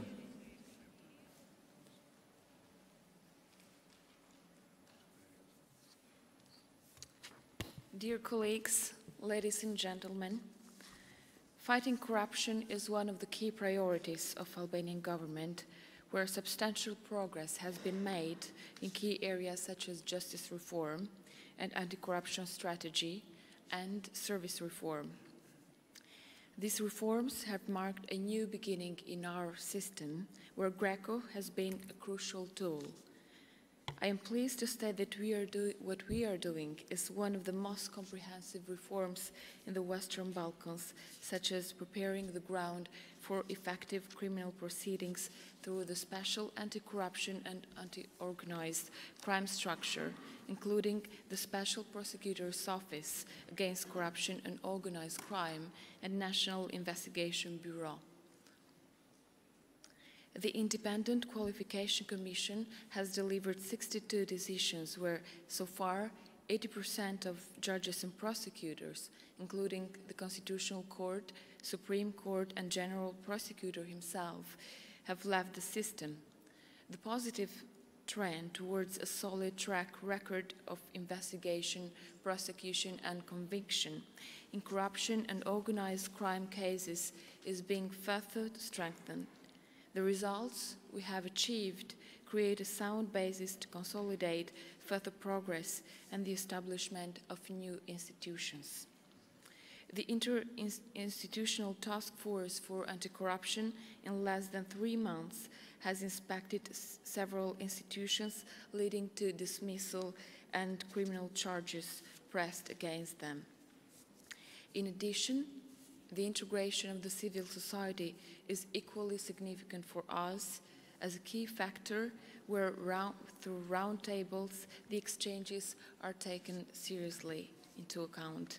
It is our aim that integrated measures on anti-corruption must be sustainable to guarantee the commitment of future governments, aiming to ensure proper coordination, monitoring, and implementation of anti-corruption strategy and its action plan. Now, the anti-corruption structure are established within the ministry with the assistance of the international partners. The service reform and deregulation have proven to be an effective tool in the fight against corruption. The approval of amendments to the criminal procedural law, law on declaration and audit of assets, financial obligation of elected persons, and anti-mafia law and law on financing of political parties are crucial. There is a concrete cooperation with the EU law enforcement agencies, and we are committed to foster our cooperation with international bodies such as ANAC, RAI, OECD, ACN, as well as international reporting processes with GRECO and UNCAC. Concluding, I want to express my highest appreciation on the efforts carried out by the Croatian authorities for the organization of this high-level conference to widen the cooperation in fighting corruption, and my kind assurances that this conference will create the basis for more transparency in our countries. I wish we have a fruitful discussion. Thank you.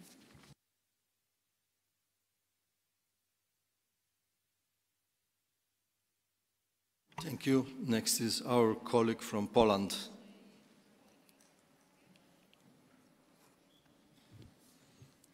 Thank you. Dear colleagues, ladies and gentlemen, firstly, I would like to thank our Croatian friends for this meeting. The problem of corruption has been the steady element of the politics, no matter if we consider ancient powers, neither modern states.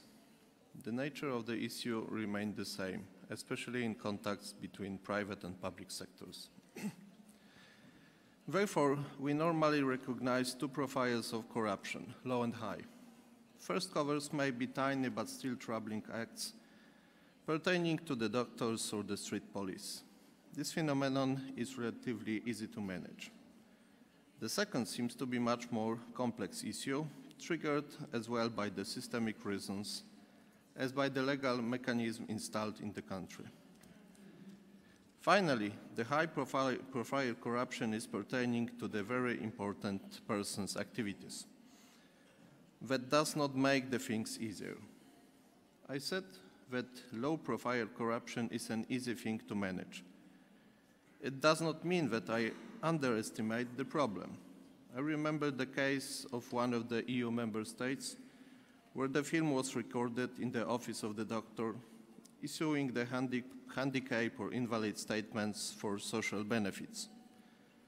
Within 2 minutes, this man received the bribery from 8 persons. The amounts were not huge.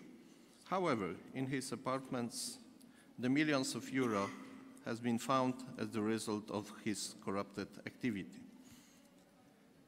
High-profile corruption requires more complex approach. Apart from criminal law, we must consider the financial proceedings, confiscation of assets, and corporate liability. Polish government during few last years has introduced the control system for the fiscal offenses, which diametrically changed our position, from the worst to the best, if concerned VAT fraud. We used to be loser in it, now we are the leader. And therefore, we have the financial source for our social programs as well. GRECO is co-organizer of this conference. It's not easy to describe this organization in few words. Its basic value is, to my mind, delivering the recommendations for longer period than regular domestic government's existence.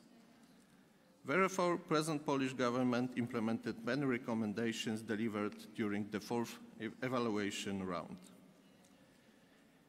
including those which were primarily rejected by the previous Polish governments. Let's consider making the judges' assets declaration public or video recording of some of the public bodies like the parliamentary commissions.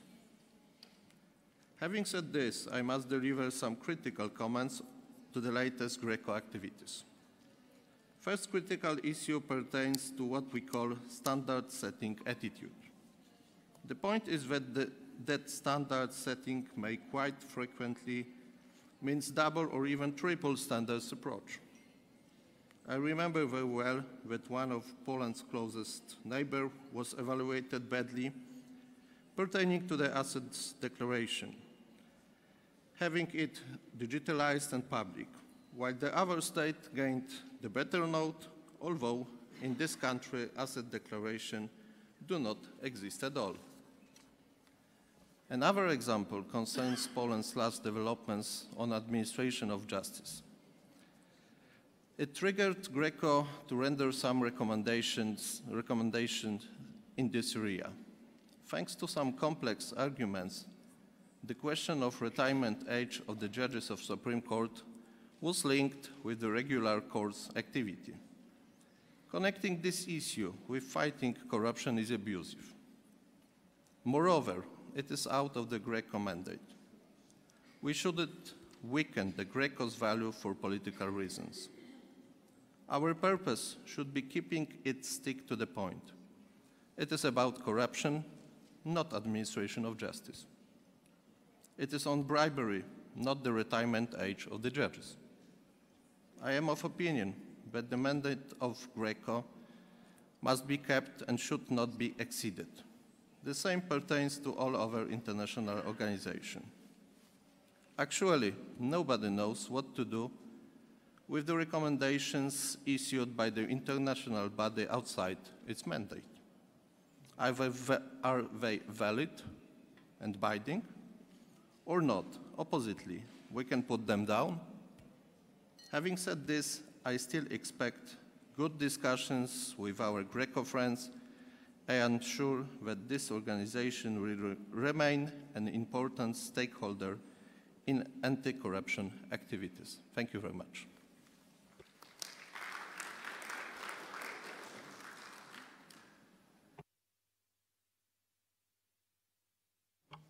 Thank you so much, dear Mr. Chairman and colleagues.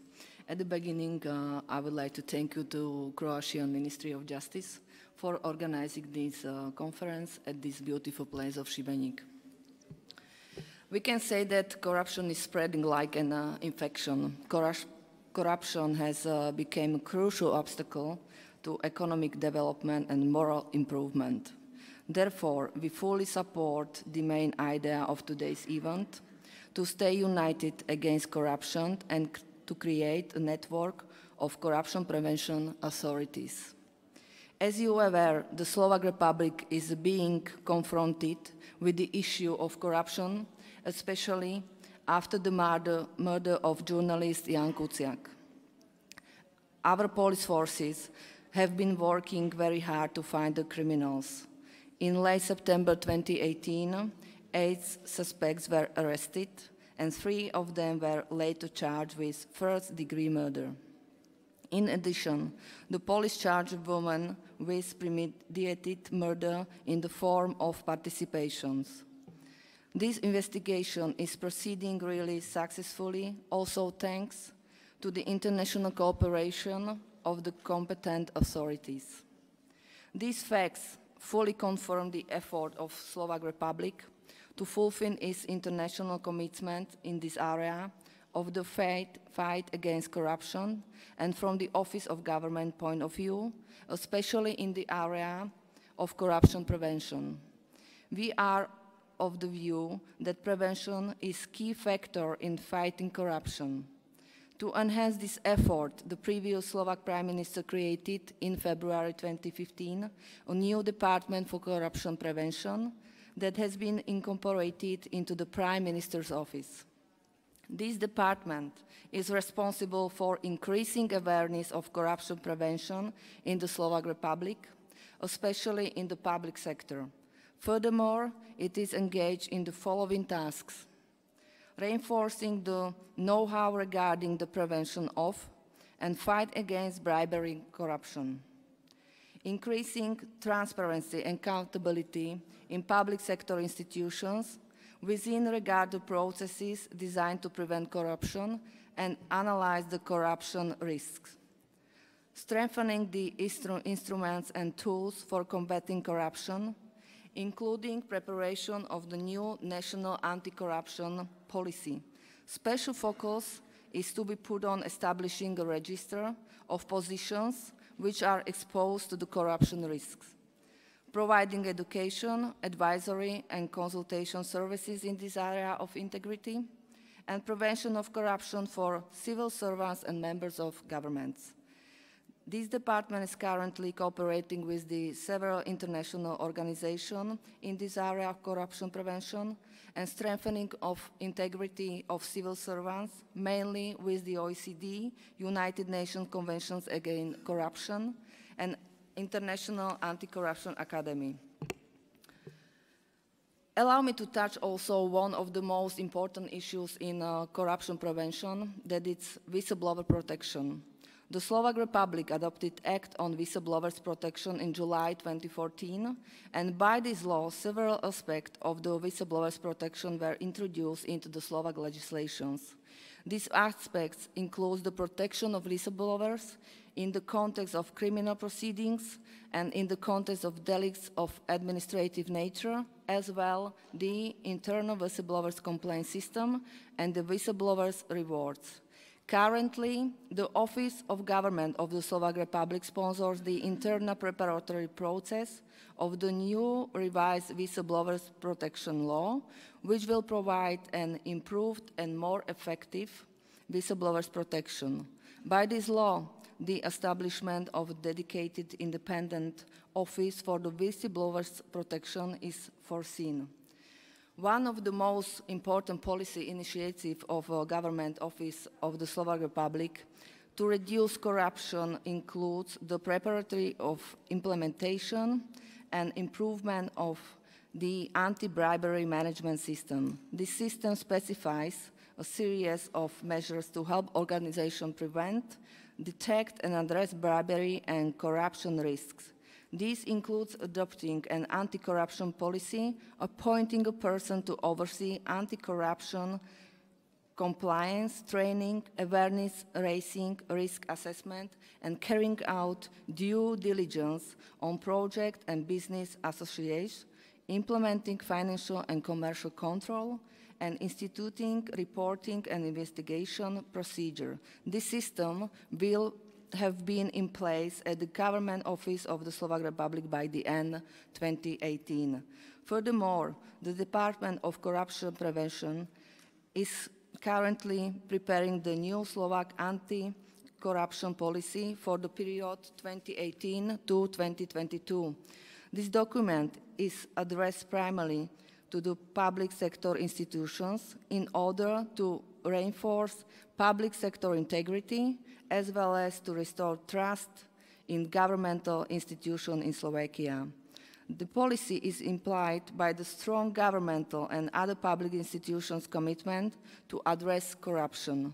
It also suggests to establish an anti-corruption coordinator's function at each public institution, as well as the obligation to develop sectorial anti-corruption programs based on the assessment of potential corruption risk.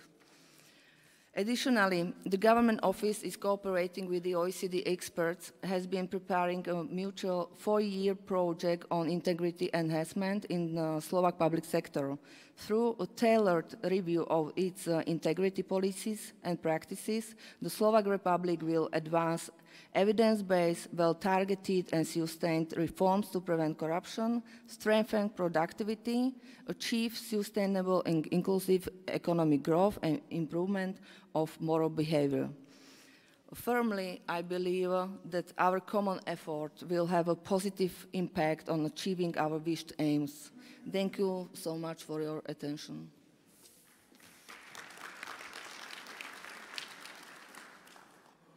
Thank you, Slovakia. I must tell you, best prevention to be in time is 3 minutes. And next is Slovenia. Thank you very much. Thank you, Croatia. My name is Uroš, and I am coming from Slovenian anti-corruption organ. And from the respect to our hoster, to our neighbor, and especially to our friends, I will speak in Croatian language. Thank you. U zadnje vrijeme ugotavljamo da više od 90% primjera pranja novca i davčnog kriminala počinje sa nekim korupcijskim dijelom. Uvijek na startu počinje neko korupcijsko dijelo. Zato je naš predlog svijetu Europe pa i Greku da preuzima glavnu ulogu pri udruživanju svih tih organa koji sprečavaju pranje novca, daučnog kriminala i pogotovo korupcije. I da je naš cilj u prvi vrsti udružiti organe u okviru Sveta Europe, pa i drugih, i pripraviti neka navodila i za države članice kako udruže svoje organe. To bi na kratko bio taj naš predlog. Hvala Hrvatski i evo 3 minute. Hvala. Hvala Slovenija. Sljedeća Bugarska, Bulgarija.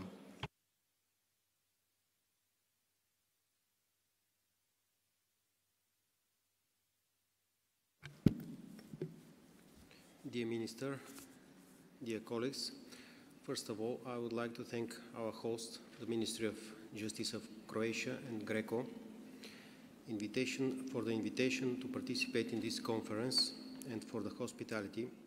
And I want to congratulate you on behalf of the Bulgarian Minister of Justice, Ms. Tsacheva. Corruption remains a serious challenge to the member states of Council of Europe and obviously requires improved cooperation and interaction between our countries. All the topics proposed by the organizers of the conference constitute important aspects of the anti-corruption policy and efforts. Transnational character of the corruption criminality requires better coordination and cooperation between our governments, law enforcement and judicial authorities. And the Republic of Bulgaria pursues a consistent policy of participation in the international, including in the regional anti-corruption instruments. We also consider the participation in the monitoring mechanisms, such as GRECO, as an important tool of the international anti-corruption cooperation. Such mechanisms are designed with the purpose to encourage the anti-corruption legislative and institutional reforms and could really raise the capacity of the national authorities in the field of prevention and fight against corruption. However, we should recognize that the effectiveness of the monitoring mechanisms depends to a high extent on their fairness, confidence and integrity. Therefore, it is critical to ensure that the monitoring process is not politicized and that the mutual evaluation is based on clear and objective standards. The analysis and recommendations of GRECO represent valuable guidance to the Bulgarian authorities in the context of their efforts for preventing and combating corruption. Following GRECO fourth round recommendations and for the purpose of the strengthening the integrity and the independence of the judiciary, important amendments were adopted in the Constitution of Republic of Bulgaria and the law on judiciary. In addition, in 2018, a new law on countering corruption and forfeiture of illegally acquired property entered into force. As provided by this law, a single anti-corruption body, commission, was established combining the functions of verification of assets declarations of high-level officials, the ascertainment of conflict of interest and of illegally acquired property. The newly established commission successfully started its work and we can already see concrete results from its activity. We are convinced that the conference will further promote the cooperation and create synergies that will allow more effective actions against corruption at both national and international level, and look forward to the exchange of views and experience on these topics included in this agenda. Thank you for your attention.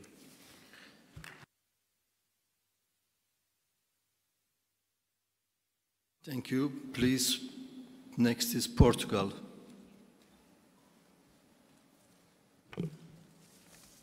Mr. Chairman, dear ministers, ladies and gentlemen, first of all, I would like to thank His Excellency, the Minister of Justice of Croatia, for the invitation to the Minister of Justice of Portugal, whom I represent, to attend this high-level conference.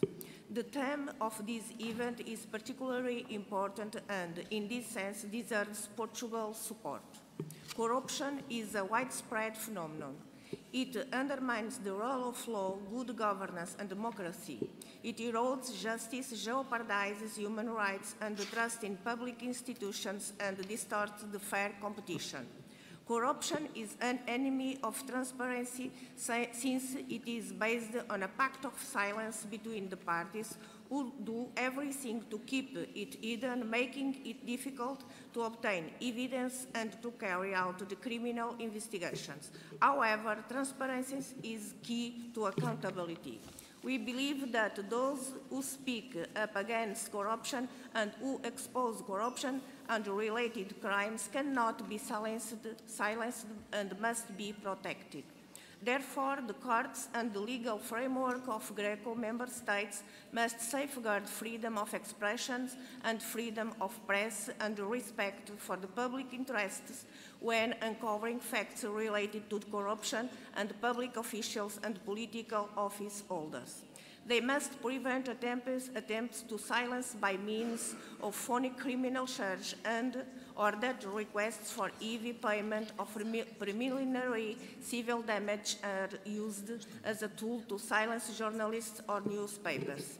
On the other hand, in order to have a free and independent media, not only journalists need protection, but also regard must be had at the ownership of media outlets. Transparency of media ownership is paramount in order to protect pluralism of information and fair competition. A related issue to contemplate is that, more often than not, powers prone to trying to control policy formulations or which seek to distort the proper functioning of the state or to benefit and expense of the public good resource to tools like the abuse of a dominant position in the advertising market to yield their influence and push for their agenda. This phenomenon calls for the intervening of competition law and a certain dimension of prevention of corruption. Mr. Chairman, those who are entrusted with the task of running our democracies and those who are expected to ensure respect for the rule of law have to do so with honesty, ethics, and transparency. The highest possible standard of behavior is to be expected from every public official and democratic representative, but also from those that investigate and report the news. If conditions are built for strong professional self-regulations on ethical matters by journalists, the society as a whole will benefit. A credible media is a strong checker on those who exercise power, but it can only be credible if it respects high standards of journalistic ethics. As stated in the background of the conference, a free and independent media, whatever form it takes, is vital to transparency and accountability. We would like to recall Guiding Principle 16 of the 20 Guiding Principles on the fight against corruption that requires states to ensure that the media have freedom to receive and impart information on corruption matters, subject only to limitations or restrictions which are necessary in a democratic society. In this framework, GRECO plays a fundamental role, contributing to the strengthening of member states' laws and institutions in what concerns transparency and accountability. Since its creation, GRECO has had a remarkable record fostering the creation of national anti-corruption integrity mechanisms and authorities, the criminalization of corporations and transparency in the financing of political parties are more recently recommending concrete measures to member states for the prevention of corruption in members of parliament, judges and prosecutors. We believe that some of these issues in this panel could be subject or be part of a future assessment round or specific exercise by GRECO. Thank you.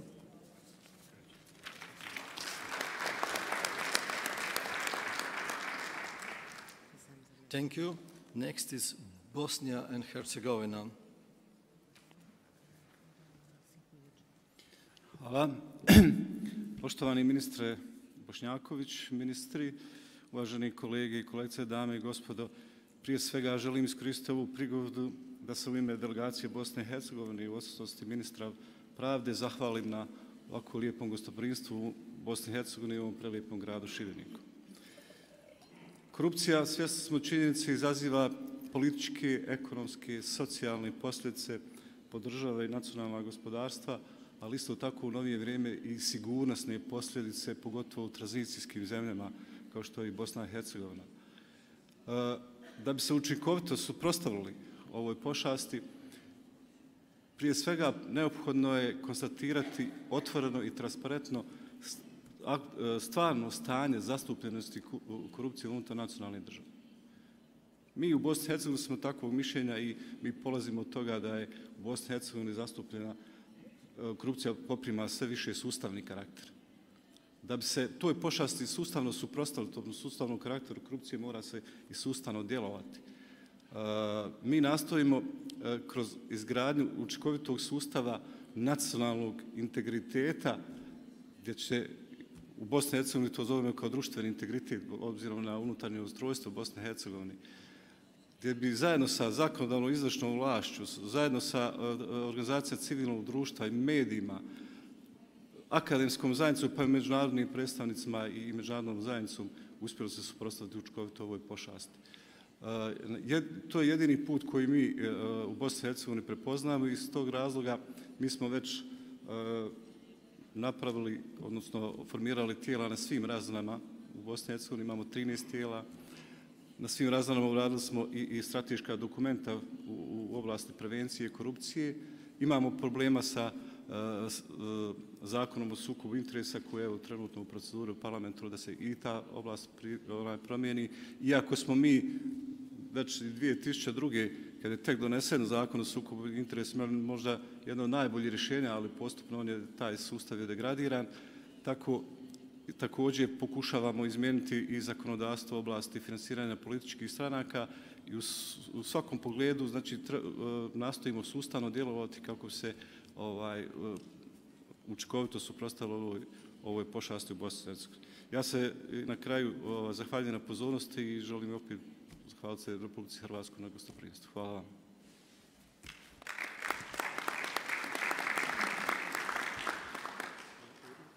Hvala lijepo Bosna i Hercegovina. Sljedeća Nizozemska, Nederland. Thank you. Good morning, everybody.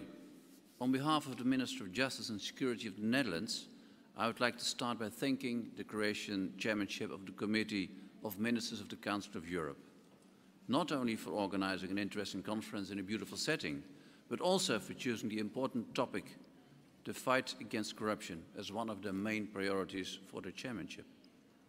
As we all know, corruption has an undermining effect. It can seriously damage trust, both in government and in private sector. A lack of trust can rapidly spread across borders and sectors and has a serious impact on us all. This means governments will have to cooperate to fight it. Corruption is, however, not a disease that can easily be cured. It requires constant attention to prevent it from taking over vital functions. During the last almost 20 years, the Council of Europe has made an enormous contribution to the prevention of corruption by strengthening the institutions that are fundamental to human rights, democracies, and the rule of law. Strengthening institutions and promoting integrity is crucial in the fight against corruption. By its reviews and by constantly stressing the need to take preventive measures, whether simple or drastic, the GRECO has had an enormous impact. This is something that we can and should be proud of. Strong foundations, however, do not make us immune to corruption. Recent years have shown that changes can occur in all areas of society and that they may lead to the shaking or crumbling of those strong foundations, both in our countries and in the institutions that we are part of. Therefore, it's of great importance that we pursue our joint efforts, that we share knowledge that enables us to detect and mitigate risks in an early stage, but also that we keep on pointing each other at those risks and possibilities for improvement. We are delighted to see the role of the media on the agenda for this meeting.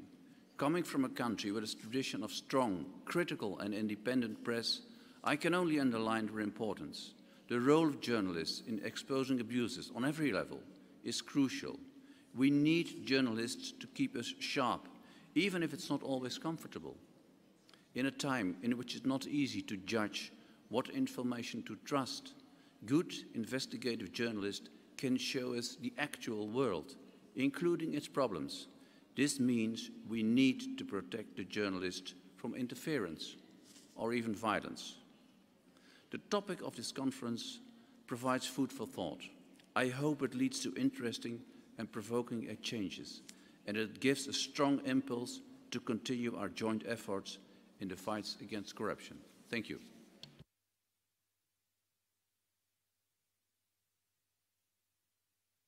Thank you very much. Next is Cyprus. Thank you. Honorable Minister, Honorable President of GRECO, distinguished delegates and colleagues. I, in my turn, would like to express my sincere thanks to the Croatian government for this excellent and fruitful high-level conference and for the warm hospitality and assistance in this beautiful country.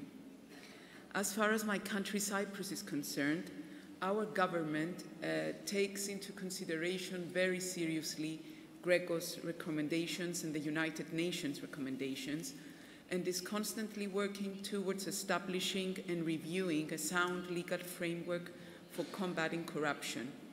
Of course, there is always room for improvement and things to be done and mechanisms to be established.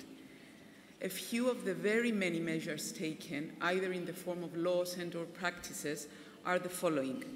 The National Strategy Against Corruption, approved by the Council of Ministers on the 28th of June 2017 and subsequently published by the Ministry of Justice and Public Order. The Action Plan Against Corruption, implementing the principles enshrined in the National Strategy, which is pending for finalization upon consultation with all interested parties. A bill currently under legal scrutiny at the Law Office of the Republic, incorporating an independent authority against corruption with main responsibility to ensure the consistency and effectiveness of the actions taken by the public and private sector in preventing and combating corruption. A bill pertaining to regulate lobbying, envisaged to be sent to the Law Office of the Republic for legal scrutiny before the end of 2018. A bill recently enacted into law granting access to any public documents. A bill amending the Reporting Act concerning corruption law of 2015, currently before the House of Representatives, including provisions regarding the protection of persons acting as whistleblowers. A bill enacted on the 15th of December 2017, aiming to combat all corruptive behavior in sports. A bill recently enacted into law regulating the procedures for the award of public contracts, ensuring the exclusion of any physical or legal entity from the award of public contracts convicted for offences relating to corruption. In relation to the Cyprus police, a pack of 3 bills and 3 sets of regulations have recently been enacted, providing inter alia for the establishment of an internal affairs service within the police, missioned to inquire on and investigate all allegations and complaints, eponymous or anonymous, regarding corrupt practices or omissions on the part of members of the police. On asset recovery, the legislation pertaining to the prevention and suppression of money laundering was enacted last year, aiming at strengthening the framework on seizure and confiscation of property acquired by illegally obtained proceeds, including corruption and fraud. And this law also provides for the possibility of freezing assets and confiscation of property that has meanwhile been transferred to third parties. Concerning political financing, important results have also been achieved. In particular, the political parties law adopted in December 2012, was revised in December 2015 and brought enhanced transparency to political financing in Cyprus. It has introduced an explicit obligation for political parties to keep accounting books and to include information on income, expenditure, assets and debts, including from local branches and affiliated organizations, as well as income and expenses pertaining to election campaigns. Many more legal measures have been taken and laws have been amended continuously to meet Greco's and/or UN recommendations in order to meet the target to prevent and combat the phenomenon of corruption and to ensure the right of citizens to transparency, fair treatment, and democratic control. Last but not least, we strongly support the signing of the declaration establishing a network of corruption prevention authorities, as we believe it will be a very useful tool towards cooperation of the relevant anti-corruption authorities. Thank you for your attention.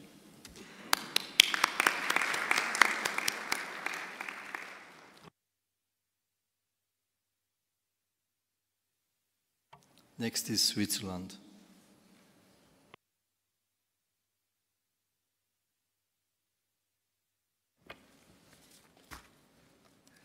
Monsieur le ministre de la Justice, Mesdames, Messieurs, chers collègues, au nom des autorités suisses, j'aimerais tout d'abord remercier nos hôtes croates pour leur généreuse invitation dans cette merveilleuse ville de Šibenik et surtout d'avoir organisé cet important événement et d'avoir choisi des thèmes tout à fait pertinents.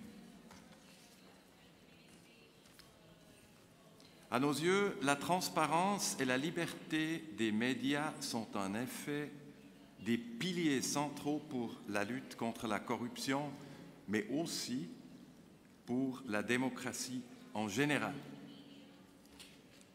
En Suisse aussi, les médias d'investigation jouent un rôle incontournable pour révéler les affaires de corruption et les abus. La pluralité des médias et des opinions doit être garantie alors que les monopoles médiatiques, mais aussi, par exemple, le manque d'indépendance de la rédaction vis-à-vis des propriétaires constituent des risques affaiblissant le rôle des médias dans la lutte contre la corruption. Plus encore, les récents événements de l'actualité nous montrent d'une manière dramatique que c'est la sécurité et la vie même des journalistes d'investigation qui est parfois en jeu sur notre continent. Un autre volet que j'aimerais souligner est le principe de l'accès public aux documents officiels. Bien sûr, des exceptions sont justifiées parfois, mais nos expériences concrètes nous montrent que le mécanisme global fonctionne relativement bien en Suisse. L'application en pratique peut néanmoins contenir certaines difficultés, mais d'où l'importance de la procédure de médiation et des voies de recours prévues dans notre système. Il existe bien entendu aussi chez nous des domaines dans lesquels l'accueil envers la transparence est nettement plus réservé, notamment lorsqu'elle touche à la situation financière des citoyens. Il s'agit là de pondérer la transparence avec la protection de la sphère privée telle qu'elle découle notamment de la Convention européenne des droits de l'homme.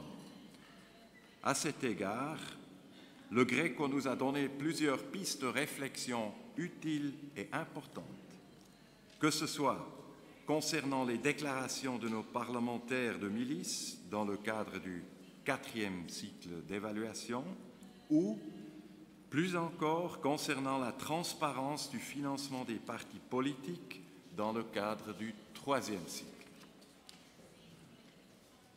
En particulier, concernant ce dernier thème, notre système de démocratie directe attribue le dernier mot aux citoyens qui pourront se prononcer par le biais d'une initiative populaire contraignante. En conclusion, Monsieur le Président, Mesdames, Messieurs, la transparence et la liberté des médias appartiennent assurément aux piliers centraux de la lutte contre la corruption. Il s'agit d'instruments utiles, mais aussi fragiles, afin que les décideurs doivent rendre des comptes. Je vous remercie.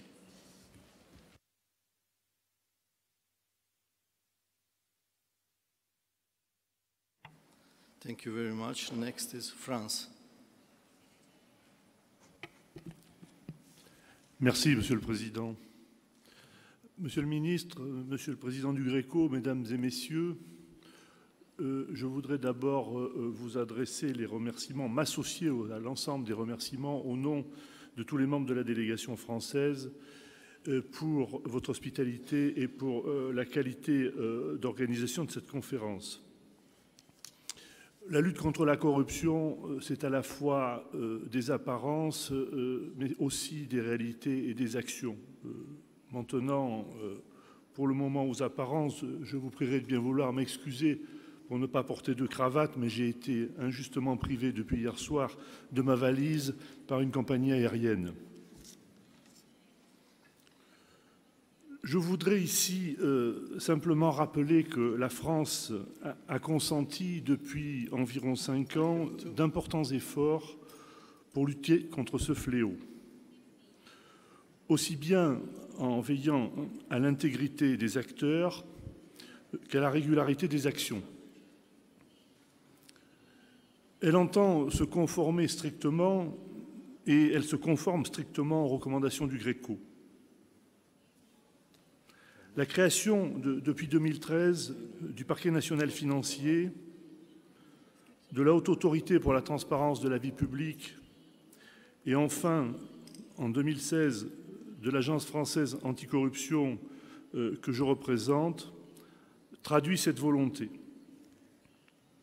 Je disais que derrière les apparences, il fallait aussi des actions et la loi française a mis l'accent à la fois sur l'intégrité des personnes publiques mais également sur celle des acteurs économiques qui, dans notre nouveau système, sont tenus, sous peine de sanctions, de mettre en œuvre des dispositifs de prévention de la corruption.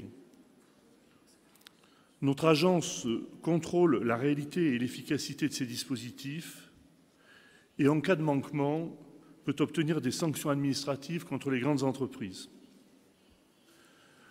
Mais nous ne saurions traiter des phénomènes transnationaux par des mesures simplement nationales, et c'est pourquoi nous œuvrons quotidiennement à la mise en œuvre d'une véritable coopération opérationnelle au stade même de la prévention. La France est convaincue, comme vous, Monsieur le Président, que la vaccination en la matière est nécessaire et qu'elle l'est d'autant plus que la corruption est une maladie rampante et clandestine, ce qui ne facilite ni le diagnostic ni le traitement. Je vous remercie de votre attention.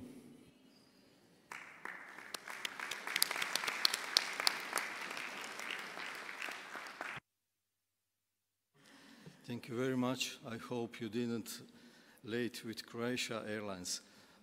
Thai is not problem. You are in land of time, and we have solution for your problem.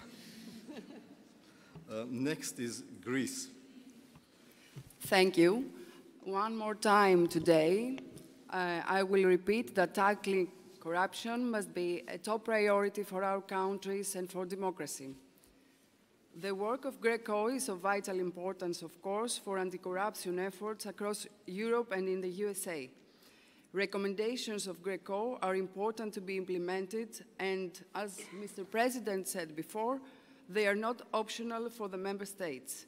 In March 2015, Greece has established its anti-corruption authority, and since then it has actively initiated and imposed anti-corruption policies and practices. The new National Anti-Corruption Plan contains 150 actions for the whole public and private sector, also for independent authorities and the judiciary. The new bill on asset declaration legislation, in compliance with best practices, has been introduced to Parliament to be voted in the next weeks. International cooperation is very important for the effective fight against corruption. According to a 2015 Greco study, the 70% of the civil servants working in anti-corruption believe that there are numerous obstacles in the area of mutual legal assistance and that these obstacles have a negative impact on their work. Some of them are associated with dual criminality, immunity, fiscal, and bank secrecy issues. We should definitely examine this data more closely so as to facilitate the function of our anti-corruption authorities and reinforce the synergies among the member states. Stricter compliance and enforcement rules should apply, but also member states should pay particular attention to the ways in which corruption was and is embedded in social and cultural values in order to find its roots and reasons of its existence. Under this process, institutional reform and anti-corruption policies have stronger chances to succeed. Thank you very much.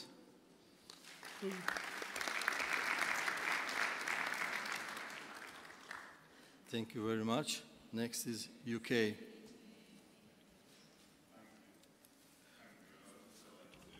Croatia for hosting this hugely important conference in this beautiful location. I would agree with everything that has been said on the importance of tackling the cancer of corruption, that prevention is far better than cure, the role of transparency and of a free press in tackling it, and the importance of the Council of Europe and Greco. I will not repeat these points, but they are hugely important. I would also like to add a couple of hopefully very short additional points. Firstly, it is essential that the fight against corruption starts at the top, and that is why the Greco fifth round, focused on the top of government, is so important. We will never be able to tackle corruption on the ground unless we send a clear message that those in power are modelling the behaviours that we expect and are looking to society to emulate. Secondly, the fight against corruption is a broad one. We naturally equate corruption to bribery. That is one of its most common and pernicious forms, but it is not its only form. We should also see tackling corruption as being about ensuring integrity and preventing abuse of power across the board, whether that be for purposes that are financial, sexual, political, or anything else, and the need for the judiciary, without which corruption cannot be tackled, to be truly independent.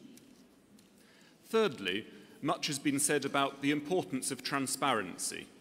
This is critical, and Greco plays a very important role in promoting it. It is therefore a shame that some countries do not routinely publish their Greco evaluation and compliance reports. We should all be transparent about our level of transparency. And finally, while prevention is undoubtedly better than cure, until the virus has been eradicated, we must also investigate effective cures. We need to ensure that, even if one gets away with corruption in the short term, one cannot in the long term. That is why we in the UK have now introduced a system of unexplained wealth orders that came into effect earlier this year and is now starting to be used. If a person has wealth disproportionate to their income, they can be ordered to explain where the money came from. If they cannot explain satisfactorily, it can and will be confiscated by the courts. Hopefully this sends a clear message that wealth and assets obtained through corruption are not welcome in the UK. With so much to discuss, I would once again thank the Croatian presidency for hosting this timely conference, and I look forward to the discussion today and tomorrow.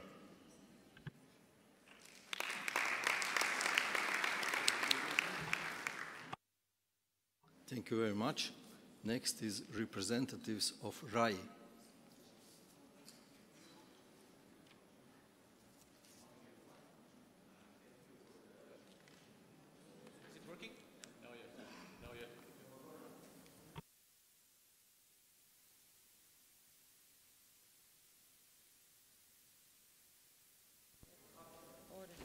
Now it's okay, I guess. Yeah. Good morning, everyone. Thank you for the invitation, both to Greco and Croatian authorities. I'm coming from a regional anti-corruption initiative, which is an intergovernmental organization, consists of 9 member countries from Southeast Europe. And I would like to refer to one of the points mentioned by Minister Bošnjaković in his introductory remarks on the need to strengthen international cooperation. Having said that, I would like to draw your attention to the International Treaty on Exchange of Data on Asset Declarations, which has been developed by Regional Anti-Corruption Initiative and our member states.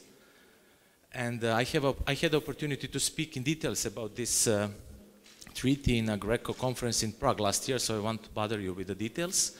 I actually wanted to inform you that we have successfully completed the first negotiation round on a political level 10 days ago in Luxembourg in Austria, and would like to thank the countries who already took a part in the first negotiation round, and to encourage all to take a part in the second negotiation round, which will take place within the next 3 months. At the end, I would like to thank again Croatian authorities for the invitation and the hospitality. Thank you.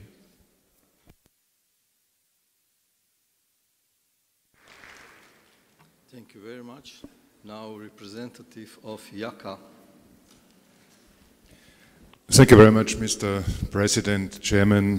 First of all, it's great to be back to Greco spheres, also referring to my old days, if I may say. And secondly, let me also echo what already has been said by many delegates, and that is paying tribute to our Croatian hosts and the chairmanship of Croatia for having this important topic on the agenda and for receiving us here with this great hospitality and warmth. Distinguished delegates, some people might argue that the golden times of anti-corruption are done and are over. And to some extent there is truth maybe in this notion, but on the other hand what we are also seeing is not only having Greco successfully managed to have 5 evaluation rounds conducted, but also do we see in quite many areas of this globe investigations ongoing against top executives and top officials, and I'm mentioning just Malaysia, Brazil, Argentina, China, and some other countries. At the same time, I think it's safe to argue, and as much as I regret that we are living in a crisis of general trust, in a crisis of universality, an increasing crisis of multilateralism and international cooperation, and there are, in addition to that, also quite some overlapping global threats, such tremendous and even further growing economic inequality, worsening social division and divides, climate change, terrorism, and you name that. Corruption fuels all these problems, posing a direct threat and serious threat to the United Nations 2030 Agenda for Sustainable Development and our hopes for a better global future. Against this backdrop, ladies and gentlemen, let me in all brevity share 3 notions with you, in addition to what already has been mentioned by many delegations, and including also and foremostly by the President of Greco. First, Goal 16 of the aforementioned 2030 Agenda for Sustainable Development calls for peace, justice and strong institutions. And in its target 5, it also requires us all to substantially reduce corruption and bribery in all its forms. Yet, such strong and reliable institutions are not to flourish and sustain if they are not given the necessary frameworks, resources and tools. Correspondingly important is unwaveringly to uphold the systems of checks and balances and the separation of powers. And here comes, in line with our regional and international instruments and standards, the necessity to maintain and endorse the independence of the judiciary and of anti-corruption authorities. Ladies and gentlemen, successfully preventing and combating corruption without an independent judiciary is a mission impossible, and on an equal note, an independent judiciary without the political will and the involvement of all sectors of society in our efforts to reduce corruption may end in the fate of the ancient Roman gladiators, moturi de salutant, which is at a dead end. Second, the nexus between human rights on the one hand and corruption on the other hand has been enshrined in many resolutions already, And it gives me pleasure also reminding that the Council of Europe has that quite high on the agenda. However, let me also address this notion from an additional angle. We shall never forget the human element in preventing and fighting corruption, especially so when we look at emerging technologies such as big data analytics, artificial intelligence and blockchain. These technologies have the potential to play a positive role in our anti-corruption work, but they could easily be misused to oversee, scrutinize and observe people on a 24/7 basis. And that is not what is meant when we talk about compliance. It is crucial, therefore, that technology-enabled anti-corruption and compliance efforts stay within human rights frameworks. Furthermore, e-government must involve human beings governed by humans, as human life and human behavior is more complex and more colorful than just a dichotomy of zeros and ones. Hence, human beings shall never be governed by algorithms, machines, or artificial intelligence only. Thirdly and lastly, resources. We all live under the constraints of financial resources. Also, I understand that this is discussions within Greco. Let me remind you that alternative ways of fundraising have been discussed, and not only discussed, but have also been laid down in such conventions like the United Nations Convention Against Corruption and Article 64, but also in resolutions of my own organization, where it reads that member states may contribute a percentage of the money or the corresponding value of proceeds of crime or property confiscated to the work of bodies like Greco, other international organizations. And in that context, I may be allowed to also mention as an example, best practice example, Liechtenstein, who recently, from such court proceedings and from such a verdict, donated a contributed amount of money to anti-corruption affairs. Ladies and gentlemen, colleagues and friends, when my own organization was established in 2011, a young investigator from Swaziland addressed a conference, including at that stage the Secretary General Ban Ki-moon, in putting first of all raising a question. The question was, who is the most important stakeholder in fighting corruption? And then he put the finger in the room and said, it's me, it's you, all of us. And having said that, let me also quote Nelson Mandela, who once said, I have walked, and I quote, I have walked that long road to freedom. I have tried not to falter, I have made missteps along the way, but I have discovered the secret that after climbing a great hill, one only finds that there are many more hills to climb. I have taken a moment here to rest, to steal a view of the glorious vista that surrounds me, to look back on the distance I have covered. But I can only rest for a moment, for freedom comes with responsibilities, and I dare not linger, for my long walk has not ended indeed, unquote. Dear delegates, you and we have climbed a great hill at Greco and beyond in the global anti-corruption arena. However, we are apparently also tempted to rest for quite some moments. Yet there are further responsibilities on our journey, one of those, of course, also being compliant with Greco recommendations. And yes, it is you and all of us that eventually are held accountable if we are to progress or to regress in making this world a fairer place for our peoples and for all of us. In this spirit, I look forward to the deliberations over the next 2 days, and I pledge Jako's full support to Greco's work. Thank you very much.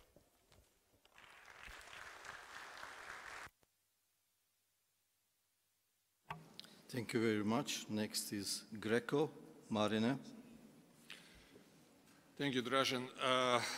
Well, I don't want to sound as making conclusions, because I'm not the last speaker. The minister is the last speaker, but I would like to just to share a couple of thoughts, actually 4 points that I think are very important and that we raised all together. First one is prevention. And there are a number of the elements that were mentioned today that goes to that topic and goes to that field of the fight against corruption. The key word is transparency, but all the other elements that were mentioned are also very important: whistleblowing protection, conflict of interest resolution, and particular independence of the media, of the free investigative media. Of course, someone mentioned that the media is a watchdog of democracy, and we all know that the dog is not biting the hands that feeds him. But I think it's very important, the transparency of the ownership of the media. So to see whether there is a conflict of interest there. But there is no successful fight against corruption without free, investigative, and independent media. The second thing that I would like to mention is repression, which is also very important for the fight against corruption. What does it mean, repression? That means that the prevention failed. So in that case, if the prevention failed, we have to do the repression. And that means that the cancer not only developed, but also metastasized. That's why the repression needs to be surgically precise. I'm very happy and I'm very glad, and this is my third point, that all of you expressed basically the same thing, that you are ready to fight corruption, to prevent corruption, that there is a political will and a commitment to fight corruption. I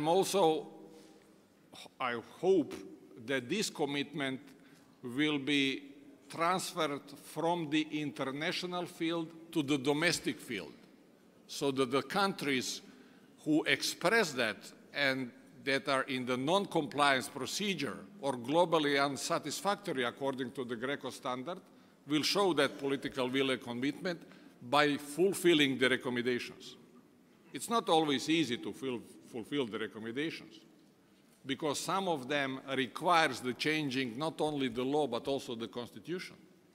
And I'm very proud that a number of the countries from the Greco changed the constitution because of the Greco recommendation. And let me now mention the fourth item that I would like to address, and that is the Greco mandate. I completely agree that administration of the justice is not a Greco mandate. But we issued the recommendation not regarding the administration of the justice, but independence of the justice. And our recommendations are pretty much in line what's said by the Venice Commission, what has been said by the CCGA, and what has been said even from the EU institutions.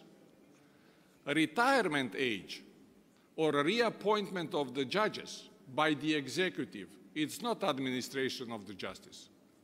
It is independence of the justice. And there is no fight against corruption without independent judiciary, and there is no independent judiciary without a fight against corruption. Thank you very much.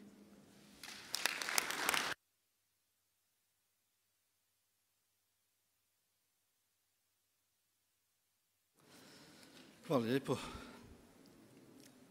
Mislim da smo sa ovime završili, ne vidim više da još imamo onih koji bi dalje izlagali.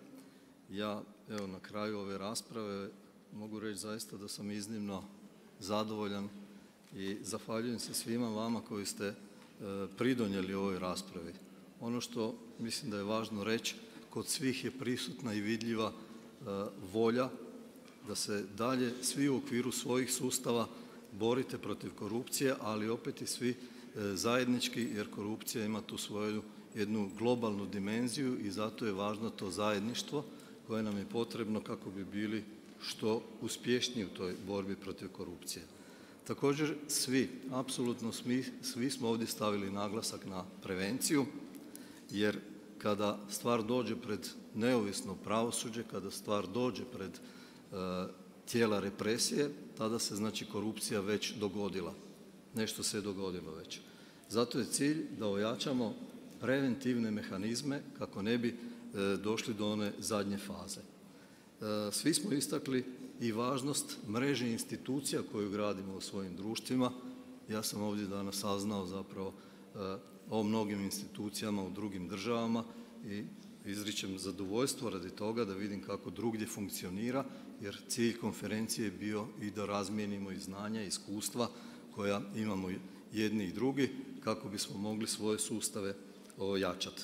Iznimno je važna, to ste mnogi naglasili, suradnja svih u društvu u borbi protiv korupcije, kako javnog sektora, tako privatnog sektora, nevladinih organizacija, a ono pitanje oko kojeg mislim da postoji iznimno veliki konsenzus je pitanje uloge medija u borbi protiv korupcije. O tom pitanju ćemo razgovarati u daljem tijeku konferencije na panelima i to je zaista jedan veliki potencijal snaga medija, njihova neovisnost, njihova objektivnost i zato u tom duhu ja ću dati nakon ove konferencije jednu izjavu koja proizlazi iz svih naših rasprava, da osuđujemo da je neprihvatljiva bila bilo kakva tortura, bilo kakav utjecaj, bilo kakve negativne pojave, pa čak i ubijanja nezavisnih novinara koji istražuju negativne pojave, koji istražuju korupciju i nažalost negdje se događa da budu zapravo čak i ubijani. To je svakako neprihvatljivo u društvu bilo kojem i stoga evo ja ću u tom duhu dati danas jednu izjavu. Još jednom svima vam se zahvaljujem na ovom izlaganju koje ste imali. Mislim da smo svi zajedno nakon ovoga jači danas i da je naša volja za borbom protiv korupcije danas bitno osnažena, ali da imamo svi zapravo i određena i nova rješenja i nova saznanja. Hvala vam lijepo još jednom.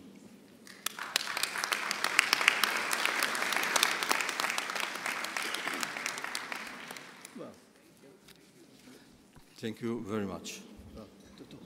Thank you. This brings us to the end of the morning session. Just a few technical details that I would like to share with you. So now we have a family photo, which will be in front of this conference building. So we just go for the heads of delegations. You just go right after the exit, and then you will see, you will be instructed by our liaisons officers, and then after that we go to have lunch at the Ethno-Dalmatian village, which again you will be helped by our people. You have to cross the hotel lobby, and then at the back entrance after the pool at the right side is this Ethno village, and we will be proceeding at 2:30. So we have been a little bit late. So at 2:30, we have two panels which will not be held here in this room, but at the first floor. So panel 1 is at to the left. Sorry, it's downstairs to the left. Panel 1 will be at the hall Šibenik number 10, and then panel 2 will be at Šibenik 11. Thank you.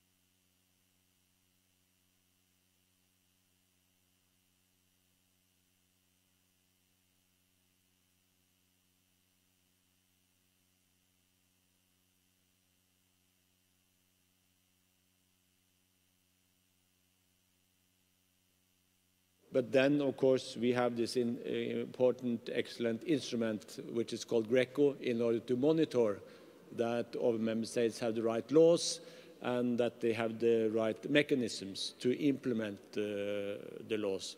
So once again, it has been great that corruption has been put at this high level by the chairmanship of Croatia. Thank you.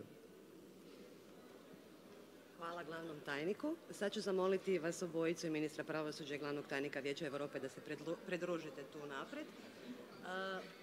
Vas molim, ime i prezime iz koje ste kuće i pitanje razumljivo da se stigne prevesti.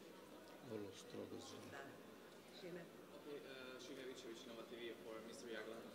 I would like to ask you, which is the rate of corruption generally when we speak about European Union, and where is Croatia in all that story?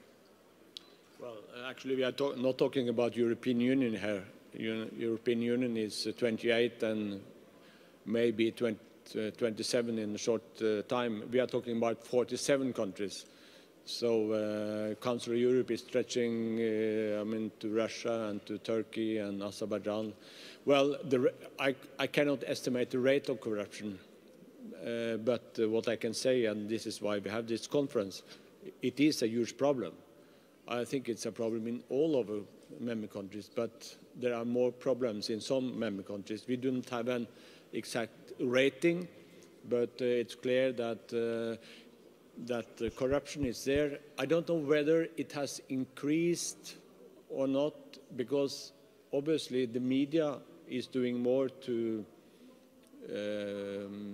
expose and display what is going on. So therefore, there is more attention. So therefore, we don't know why it is more now than it was in the past, but it is really existing across the continent.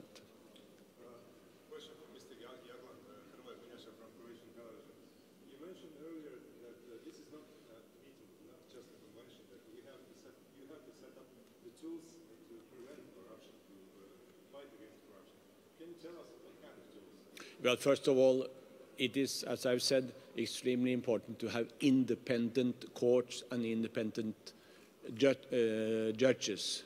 Without that, we are totally lost. And then, of course, to have an independent prosecutor, that's indispensable.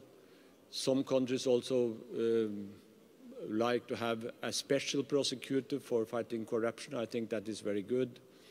And the third thing is free media. And with free media, I mean media that are not under control of the state or of business interests. It's very important to keep in mind that one of the problems we have with media now is not only that we have state control or, influenced by state authorities, but also that there are so huge, big business interests in media that one can question their independency.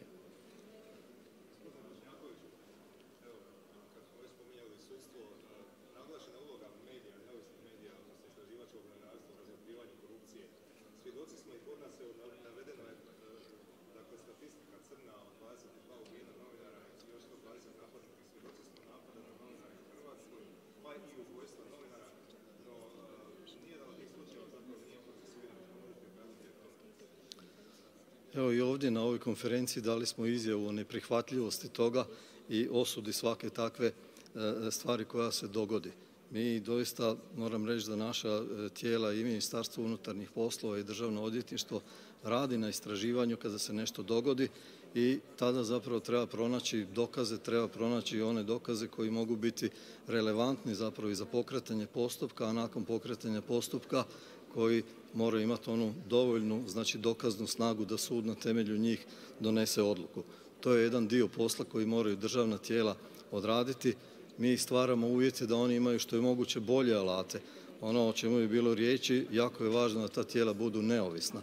Mi u Hrvatskoj mislim da smo dosegnuli jednu vrlo visoku razinu neovisnosti, dakle pravosudnih tijela i državnih odvjetnika i sudova. ne zaboravimo da smo mijenjali Ustav kada smo postajali članica Europske unije upravo u tom duhu. Ako je nešto nerazjašnjeno, naravno to je zapravo komplicirano vezano za svaki slučaj ponaosobno.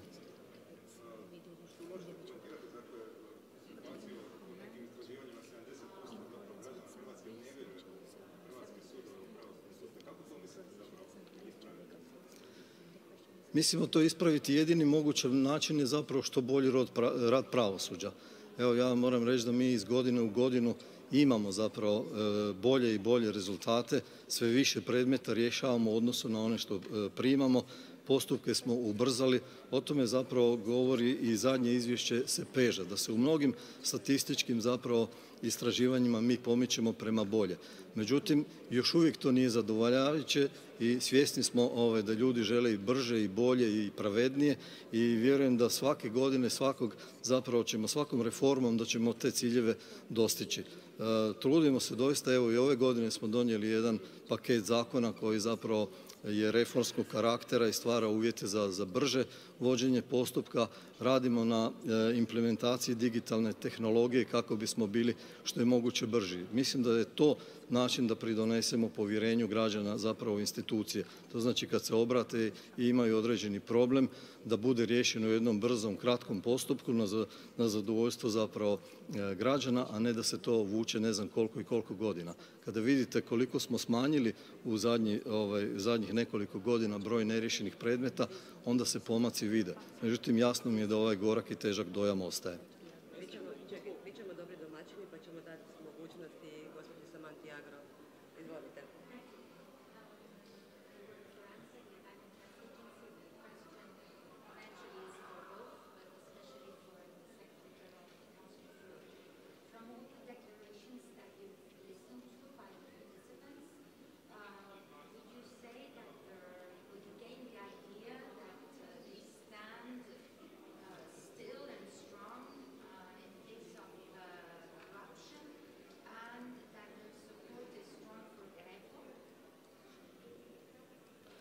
Yeah, I would say so if you listen to what everybody has said here.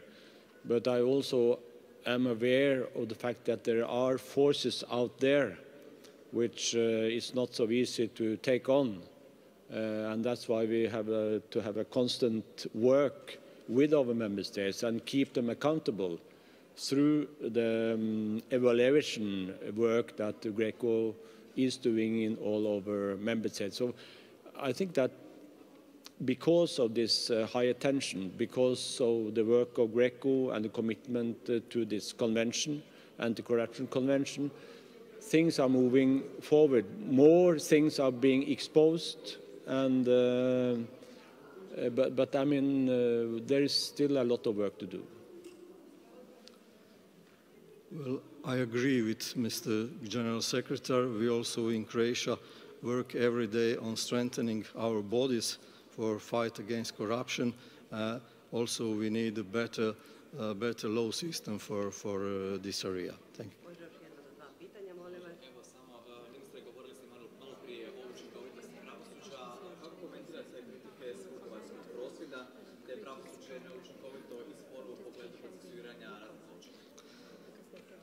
Jasno je da što se tiče procesuiranja ratnih zločina u odnosu na broj žrtava koje su u Hrvatskoj bile, u odnosu na materijalna razaranja, mislim da niko ne može biti zadovoljan i nismo zadovoljni. Sve dok zadnja žrtva ne dobije sudski epilog, niko neće biti zadovoljan sa radom pravosuđa.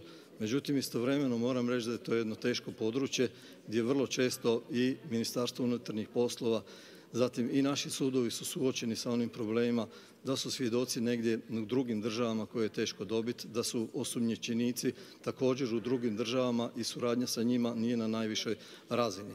Ono što je pred nama, mi želimo osnažiti naše institucije, želimo ih i kadrovski i materijalno ojačati, da one budu što je moguće bolje zapravo za daljnji proces koji je pred nama, jer ratni zločini ne zastarijevaju. Mi dakle itekako još uvijek imamo mogućnosti koje treba iskoristiti i ovo vrijeme koje je pred nama, ja mislim da će donesti rezultate. Statistike su, kao što znate, zapravo to je objavljeno, bilo je nekakvih, ja mislim, 3.500 otvorenih postupaka, od toga 600 i više od 600 je završilo sa osuđujućim pravomoćnim presudama. Jednako tako oko 600 i nešto je još postupaka u tijeku za koje ne znamo kakav će biti sudski epilog. 1000 i nešto, oko 200 je zapravo završilo obustavama upravo iz ovih razloga kojima sam rekao. Tako da s te strane određeni broj postupaka vodi se i pred tijelima u Republici Srbiji, određeni broj postupaka vođen je i pred Haškim sudom i tamo je bilo pravomoćnih osuda. Tako da ovo vrijeme koje je pred nama vjerujem da će ta statistika biti bolja i da će zapravo ova tijela koja su nadležna, znači za otkrivanje i za procesuiranje biti uspješniji. Hvala gospodinu Jaglandu, glavnom tajniku Vijeća Europe, hvala ministru Bošnjakoviću, hvala svima vama što ste došli. Izvolite na zajedničku fotografiju.